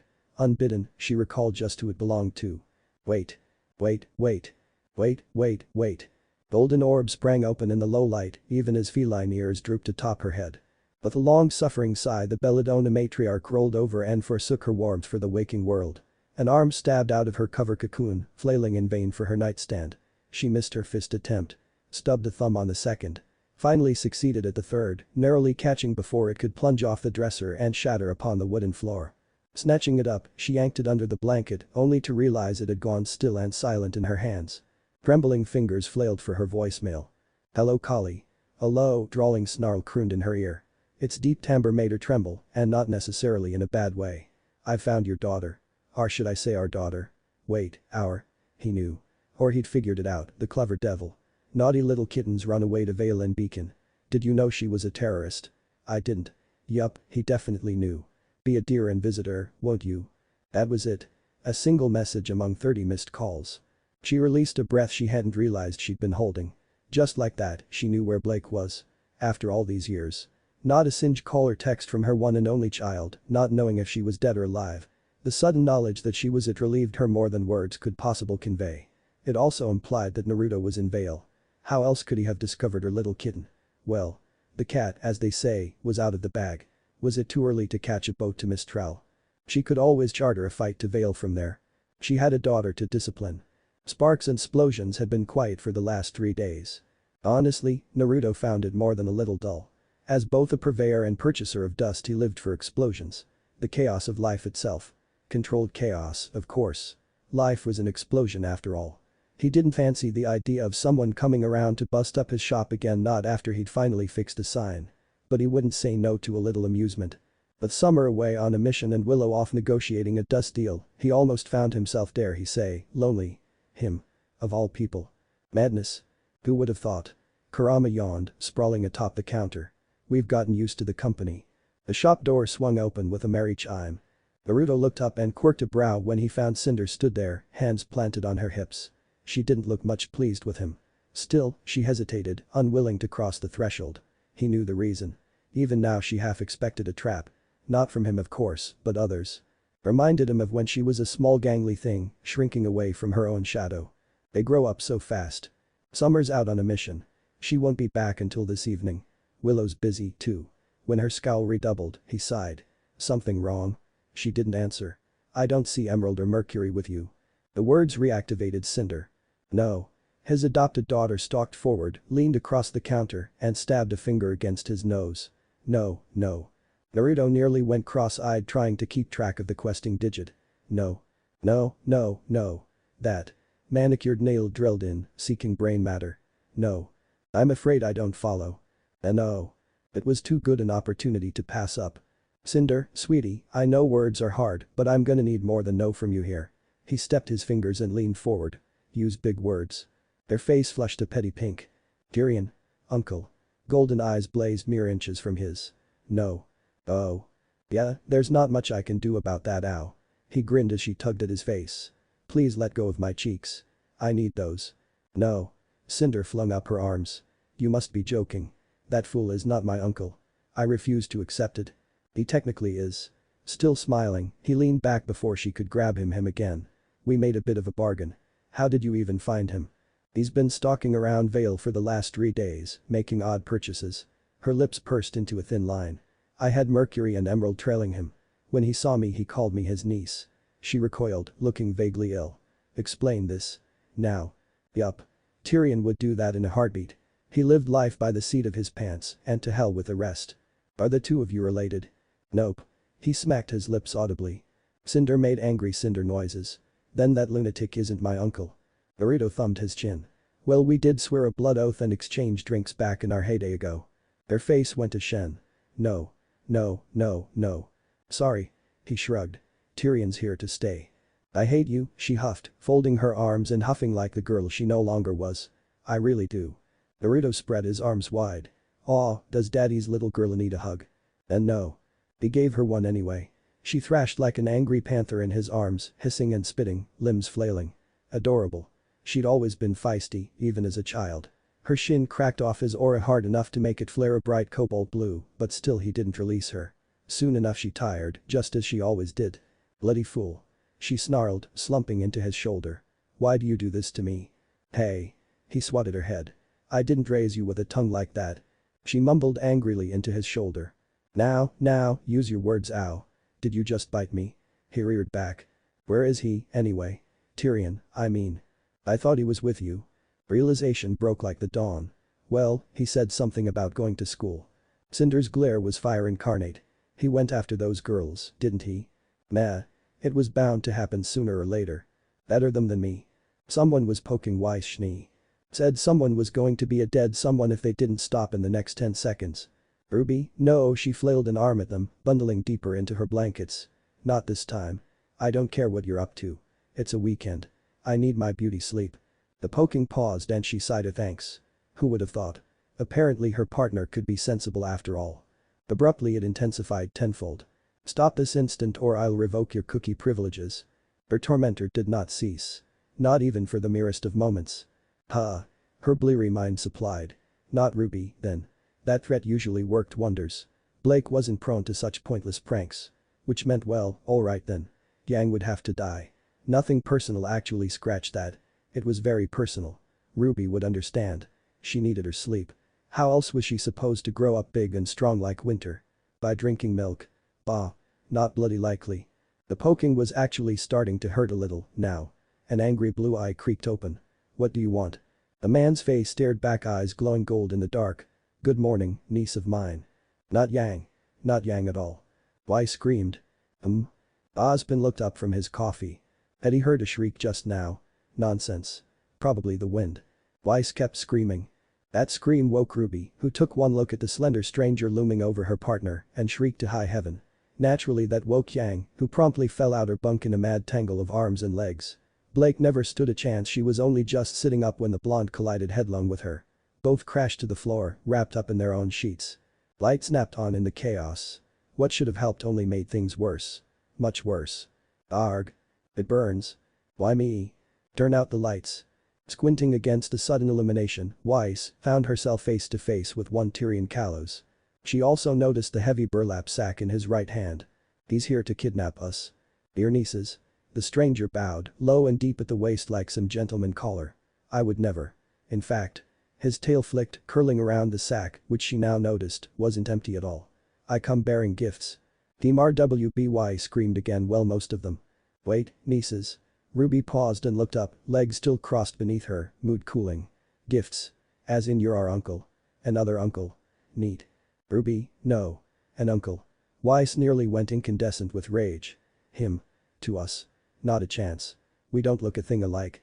I can believe it if he's involved. Yang wriggled out of bed with a yawn. More uncles the merrier, right? Blake moaned incoherently, still stunned on Ontario floor. Weiss twitched. Madness. Absolute madness. She would have words with mother about this. Oh, dear. Tyrion touched a finger to his lips. Am I not your favorite uncle? Pretty sure Uncle Crow's got that on lock. The fondness reached into his sack. I brought high caliber explosive rounds for your weapon. RWBY Proctor ripped them out his hands. And just like that I have a new favorite. Achoo. Somewhere miles away in a distant settlement, Crow Brenwyn sneezed. I sense a disturbance in the force. He gripped Harbinger's hilt behind his back and glared into the wilderness. There can only be one. John felt inadequate. There it was, the ugly truth he would never admit to anyone else. A hunter. Him. John Ark was a fake, a fraud, and a bad one naturally. The boy who cheated his way into Beacon, the runt of the litter. Weakest in the class, scarcely able to hold his own even against jerks like Carden. Carden, for crying out loud. Purr wanted to train him, wanted to make him better, but she didn't understand. This was something he had to himself, if he didn't at least try, he'd never be able to look himself in the eye. And so he'd hit upon an idea. An upgrade was in order. Dust could do wonderful things, and RWBY had been singing the praises of this place for days now. Crossiamores was a fine blade, make no mistake. Indeed, John wouldn't trade her for the world. The ancestral sword and shield of the Ark family had served him well thus far. He wouldn't have survived initiation without her. But it just wasn't enough. As much as it galled him to admit it, didn't have the martial skills needed to hold his own. He needed something to level the playing field. And so he'd come here. Weary blue eyes glanced up at the gold and crimson lacquer of the sign. It looked new, no doubt repaired after the recent fiasco. Sparks and explosions. It read. For all your dust needs. He'd never used dust in his fighting style before. Surely it couldn't be that hard, could it? Weiss and Blake use it all the time. Hell, nearly everyone in Beacon did. He didn't need much, just enough to gain an edge, to try and carve out a niche for himself in this wild school. Nothing ventured, nothing gained. Do or die. John grit his teeth, planted his feet, steeled his heart, and flung the door open with all his might. Imagine his surprise when the door swung the other way and smacked him in the face. Great, his ego wailed, nose smarting. Way to make an impression. My apologies. The dulcet contralto of a young woman rose in his ears. I didn't see you there. John raised his gaze.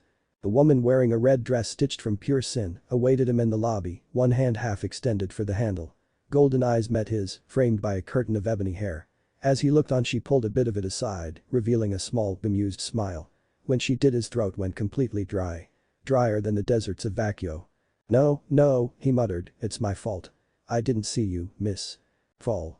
She purred, taking his offered hand. Cinder fall. Was it hot in here, or was it just him? Well, the name's John Ark. He faltered, a little running his freehand hand through his hair. Short, sweet, rolls off the tongue, ladies love it. Stupid. Why tell her that?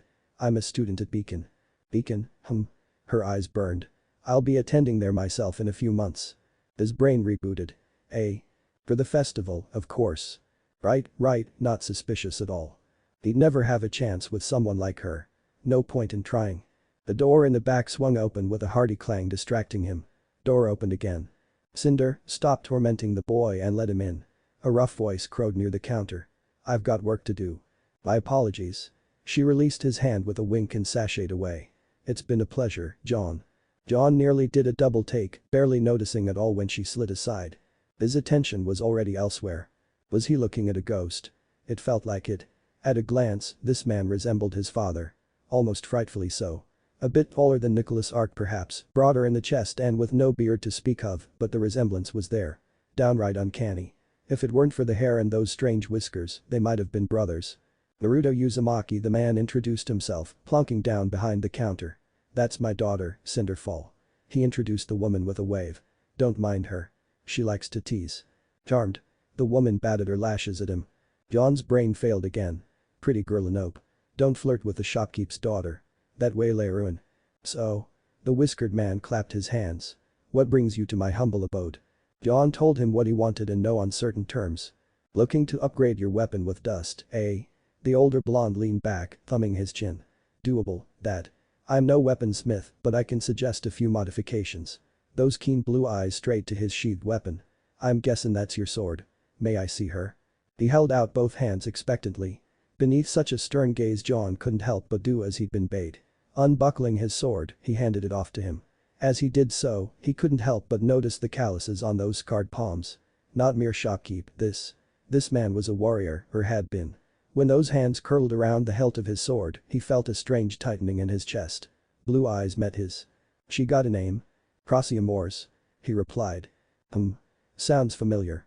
Sword and shield combo, Naruto muttered softly to himself, turning Crossy Amores end over end, as one might a fine jewel. Yup. Thought so. Been around a while, too. Step back a bit, please. There's something I want to test. Even as John did so, Naruto ripped Mores from her sheath and performed a quick slash, the like of which blasted his hair back. A crescent wave of light erupted from the weapon's tip and eviscerated the floor. From there he deployed the shield, tested its weight, then flung it outward at a wall, as one might a demented frisbee. It struck the surface of an empty shelf with a hollow clang, rebounded off a pillar, then boomeranged back into his waiting hand. His fellow blonde caught it with a pleased grunt, did a little spin, and slammed it down. John's ego wilted. It just wasn't fair. How could a total stranger wield his own weapon better than him? Nothing quite like the classics. I can work with this. His appraisal complete, Naruto collapsed the shield and slid Crossy Amores gently into her sheath with reverent care. Only then did he return it to him. How attached are you to your sword? John squared his shoulders, fighting down a surge of sudden anxiety as he reclaimed what was his. I wouldn't be here without it. Thought so. Keen eyes drilled into his over his still deployed shield. Do you have any idea how old this weapon is? No, sir, it was an honest answer. She's been in the family for generations. Dad had her and his father before him, then great-granddad before that. Of course they did. The blonde was staring at him openly now, a hint of nostalgia gleaming in his gaze. I made this blade 300 years ago for a friend. So this is where she ended up. What was that noise? It sounded like his world shattering. John croaked. You made Crossy Amores. How old was this guy? She's a prototype, only one of her kind. Tried smithing once. The blonde before him shrugged half-heartedly. Had the bright idea of making souls, living weapons, using the aura of the weapon's owner mingled within my own chakra, then putting them in weapons. He planted his shin on one palm, his faint smile plucked at his whiskered cheeks. It would have been grand. Weapons that changed and evolved with their wielder. Sadly, the fox on the counter yawned, startling him terribly. We couldn't do it without another human partner. Maybe in another life. Another story. John recoiled. Did that fox just talk? The little vulpine didn't look at all contrite. And if I did? Had some of the dust gotten into his eyes? Was he high? Foxes don't talk. Sure, they don't. It grinned at him. And the grim don't have a queen in dire need of snoo snoo. Naruto swore under his breath, batted the little creature on its head, earning a growl. You're never going to let that go, are you? Nope. Naruto quirked a brow at John. Price range. Are we just going to ignore the talking fox? That isn't normal. Naruto continued to smile at him. Price range. I'm serious. What is he? Who are you? Price. Range. A sudden vehemence in his tone took John aback, but he rallied. I've got a bit of lean saved up. There's a good lad. We can discuss that later. Naruto leaned forward. Now tell me why you want to modify the blade I worked so hard on. Oh, dear. He blundered. Because I'm not strong enough. Oh? Oddly enough, that made the man smile. Are you frustrated to the fact that you are the weakest one? Good. John sputtered. Good. Hold on to that feeling. Naruto jabbed him in the chest. That's proof that you haven't given up yet on yourself. Listen, don't give up saying that you're living within your boundaries. Don't be a boring person like that. If you have the guts to not give up, you can become anything you want to be. We're living creatures that don't have wings, sure, but I've seen humans do some incredible things. John tilted his head. So what you're saying is? So dense. If I didn't know better, I'd think you were one of mine. He frowned and leaned forward suddenly, snatching his hand. A thin tether of blue light shot down and lanced into his palm. John flinched as it rebounded off his aura. Nothing happened. Not a thing. There was no reaction whatsoever. Why did that worry him? Huh. He heard the man mutter. Not related, then I don't know whether I should be proud or disappointed. You alright? Yup. Just checking. A hand clasped his shoulder. Let me tell you a secret, John. In order for a mediocre man to defeat a genius, he must become a demon through sheer hard work. That's what I did. My son, too. A blink. You have a son, too. Yup. Naruto hummed, touching a finger to his chin. Kaijuro's a fine fighter. Around is he? Think he goes by Ringoku these days. He worked himself to the bone to become the man he is now. Here, I'll scribble down his scroll number. He fetched a pen and a notepad from the desk. Might be able to teach you a thing or two. I think the two of you would get along swimmingly. Or you could let me train him. John's head whipped around with an audible crack. Pretty girl say what? Cinder smiled sinfully back at him, temptation incarnate. Are you free this weekend? Interested in him, are you? Perhaps. Cinder shrugged as she watched a dazed John depart. We'll see if the seed sprouts. There she went with her words and half-truths again. Baffling girl. Pardon. I'm merely interested in his growth. He could understand. She'd grown used to drawing the eye of others. Basking in their attention, knowing she was beyond them. To simply be brushed aside like that, well, he was sure it must have surprised her. Cinder disliked being ignored, but she loathed watching others wallow in their weakness even more. Probably brought back unpleasant memories for her. I've never had an interest in that sort of thing until now, it went unsaid. Still, he has potential. The door crashed open with a harsh crack before he could finish. You? Blake stormed in, eyes alight, pale face drawn in a rictus of anger. Me? Naruto tilted his head, somewhat baffled by her anger. What did I do? You know what you did. Her forehead slammed against his. You sixed that madman on us. Oh, right. How has Tyrion been these last 3 days? Absolutely infuriating. Cinder settled in to watch the fireworks that followed with a pleased smirk. She'd likely enjoy see him squirm for once. Traitors, the lot of them. Was this how she repaid his kindness? Really, now? Naruto laid his chin against one fist, smiling softly as she finished her rant. Tyrion means well. Surely he wasn't that bad. He absolutely was. Blake hissed like the scalded cat she wasn't. Don't get me started on the gifts. Call him off. Wait. He held up a hand, forestalling her. What exactly did he give you girls anyway? Explosive rounds for RWBY, she rattled off one finger after the other, armor upgrades for Yang's gauntlets, and a book on glyphs for Weiss. Really, they were considerate gifts if one ignored the fact that he'd given still more in the last 3 days. Each gift had grown more outlandish than the last. Was he trying to turn them into killing machines? And you? She looked away, ears twitching. Tuna and books. What kind of books? Blake bit her lip. Oh. Those kind. His laughter was gentle, like so much falling snow. But you like those, don't you? Then why do you want to call him off? Just do it. She flushed to the very roots of her hair. He's embarrassing me, I mean us. All of us. One does not simply command Tyrion Kalos, you know. Arg. Blake wanted to throttle Naruto. She longed to lunge across the counter, grab the man who may or may not be her father by the throat and give him a good hard squeeze for good measure. Surely that wasn't murderous of her. Nope. Nay, definitely not. Surely Ruby and Yang would forgive her for it. Weiss might even thank her for such a kind deed. She went for Gamble Shroud instead. I will shoot you. Right in the head. He smiled, little more than a twitch of the lips. I'd survive it, sad to say. You probably would. She glared golden daggers at him. But it would hurt, wouldn't it? Like hell. Naruto granted her a nod. Here. A fresh bandolier of dust round slid across the counter. For your troubles. It's on the house. Her eyes widened. That was high quality dust, no. Focus, Blake. Hold on to your anger. But dust. She could make so many elemental clones with that. In the end, avarice won out. She snatched it up and slung it over her shoulder. Not even a thank you. Naruto shook his head with a soft tut. Such a rude daughter I have. I am not your daughter. Keep telling yourself that. There it was, that smug smile again. Your chakra confirmed it, or would you rather I get a DNA test? Her will wilted. Why are you like this? Do you enjoy making me suffer? Not at all. His smile thinned and she glimpsed a core of steel in him at last. If anything, I want you to thrive. I used to tease your mother in the same way. She'd give as good as she got before, well. He coughed and clamped down on whatever he'd been about to say. Which brings me to the next item on the agenda. Every muscle in her body tensed. Here it comes. Why were you with the White Fang? Blake bit her lip. You dug into my past. It wasn't a question. Bits and pieces. I have connections. Naruto didn't deny it. I wanted to see the measure of you. And?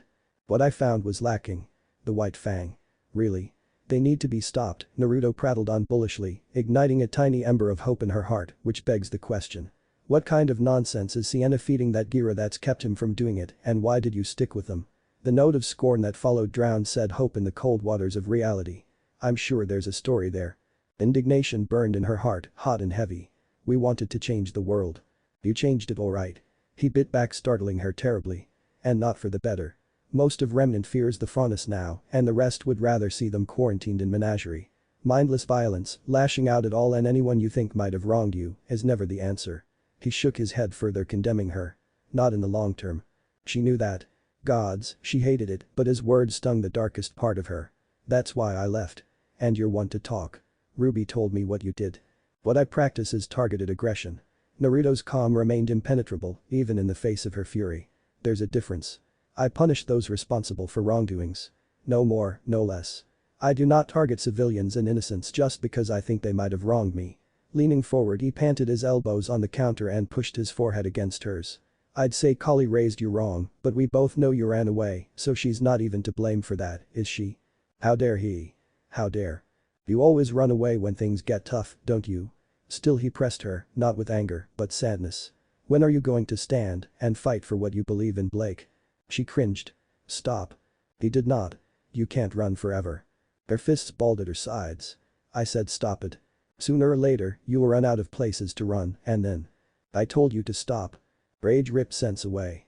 Her hand cracked out, clenched knuckles striking him across the face. Naruto didn't budge, even as his face creased little from the sudden strike. Blake recoiled. It was like striking a concrete wall without aura. Punching an Ursa dead in the face. Try as she might to hold it in, Blake couldn't keep herself from crying out. Alright. Maybe I went too far, there. He plucked her hand before she could retreat. Here, let me heal the fracture before you break it. She tried to tug away but she couldn't. His grip was ironclad. It made her seethe all the more. Why you? Now, a new voice crooned from upstairs, we're all family, here. No need for violence. Blake pivoted furiously to find a young woman gilding down the main stairwell. She took in long, dark and stark golden eyes, pale skin concealing a figure even a huntress would die for. Hell, she could have been her sister if it weren't for her distinct lack of Faunus features. What black hell was this? Cinder, meet Blake. Naruto waved a hand. Also my daughter. Adopted, thankfully. The older woman sniffed once, considering her. You're one of his then. Blake huffed and looked away. No. She's still in the denial phase. Naruto waved a hand. Speaking of denial, your mother should be here in a few days. His voice peaked a little in warning, or was it disappointment? She couldn't be sure. Maybe less. You might want to make peace with yourself now. Blake felt her ears droop. Never had she wished more for her beau. You called her. Of course I did. She's your mother. She deserved to know where you'd been. Dismay burst out of her, taking 2 words. Daddy, no. Daddy, yes. She's probably worried sick. The bell above the door chimed. Am I interrupting? Blake froze. She knew that voice. It was the same voice that had cooed to her as a child when she bandaged a scraped knee, or fallen down, or hurt herself during training. A warm tone, gentle encouragement that she'd always held close to herself, even in her dreams. Now. It filled her with dread. No. Not possible. It just couldn't be. There was no way Mom could have made it here so swiftly, not in 3 days. She'd have to charter a ship all the way from Menagerie to Mistral, then catch a flight there to Vale. Even then she'd probably go straight to the school campus first in search of her. So why? Why was she here? The bell chimed again as the door closed behind her, heralding her doom. Ask not for whom the bell tolls. It tolls for thee. Blake wanted to die. She wanted to shrink away into a shadow and never be found. Cinder patted her shoulder, told her to give them a chance, nodded once to Collie who walked back at her in turn, then eased her way out the door. It locked behind her, trapping the 3 of them within. Naruto leaned past Blake, cutting off her escape route. You always did have a talent for showing up when I least expected it. He quipped with a small smile. If I didn't know better, I'd say it was a semblance. Full lips quirked down in a frown. Was that a jab at me? Against her better judgment, Blake turned to face the music. Sure enough, Collie Belladonna Mom. Gazed back at her, eyes wide, ears perked up, flitting between disbelief and raw motherly joy. Then she noticed Naruto again, and every bit of that glee drained away, replaced by trepidation. She did not fidget. But she looked anxious all the same. I'm awful at this, Collie. Naruto, not dad, never dad. Gave a sigh and recovered. You're a day early. Oh, you know Emmy, her laughter was brittle, even to her ears. I like to take my time. She could see the look in her mother's eye. A faint note of longing left unresolved. Naruto must have seen it too. Because he made no move to approach, let alone evade her. Instead he rose from behind the counter and let her come to him. Mom did, but slowly. A woman walking to her execution. Mom had always been the bubbly one in the family, always so happy and chipper. Ever eager to speak her mind. Yet in this moment she was positively subdued. Rather than leap forward, she paused a stone's throw away just out of arm's reach and dithered, unwilling to cross the line. Who was this woman and what she'd done with her mother? It didn't make a lick of sense. It's been a while, Naruto. Collie. He granted her a nod. I see you got my message. Nice of you to come all this way. Yes, well. Golden eyes flicked to Blake, drawing a wince from her. Thank you so much for that. It's nice to finally know that my daughter is safe and sound. Blake wilted anew, feeling every bit the little girl caught with her hand in the proverbial cookie jar. I'm sorry. Our daughter. A low frisson of tension coursed through the room as Naruto spoke. Collie made a noise trapped somewhere between a sigh and a whine when he drove the point home. She has chakra. Blake flashed back to her hand, pulsing with shadows. He'd called it a bloodline. But that meant she looked down, half expecting her hands to be covered in darkness once more. They only shimmered a little. The block he'd put in still held fast, like an iron spike in her mind. A wild thought burrowed into her brain as she considered it. What if he removed it? What if she mastered it? How strong would she be? Would I be strong enough to stop Adam? Ah. Mom hung her head, snapping her back to reality. So that's how you figured it out. I should have known. They paused, looking longingly into one another's eyes. Blake nearly gagged. What was this, one of her romance novels? But no, they weren't flinging themselves at one another. Strange as it might sound, they were simply waiting.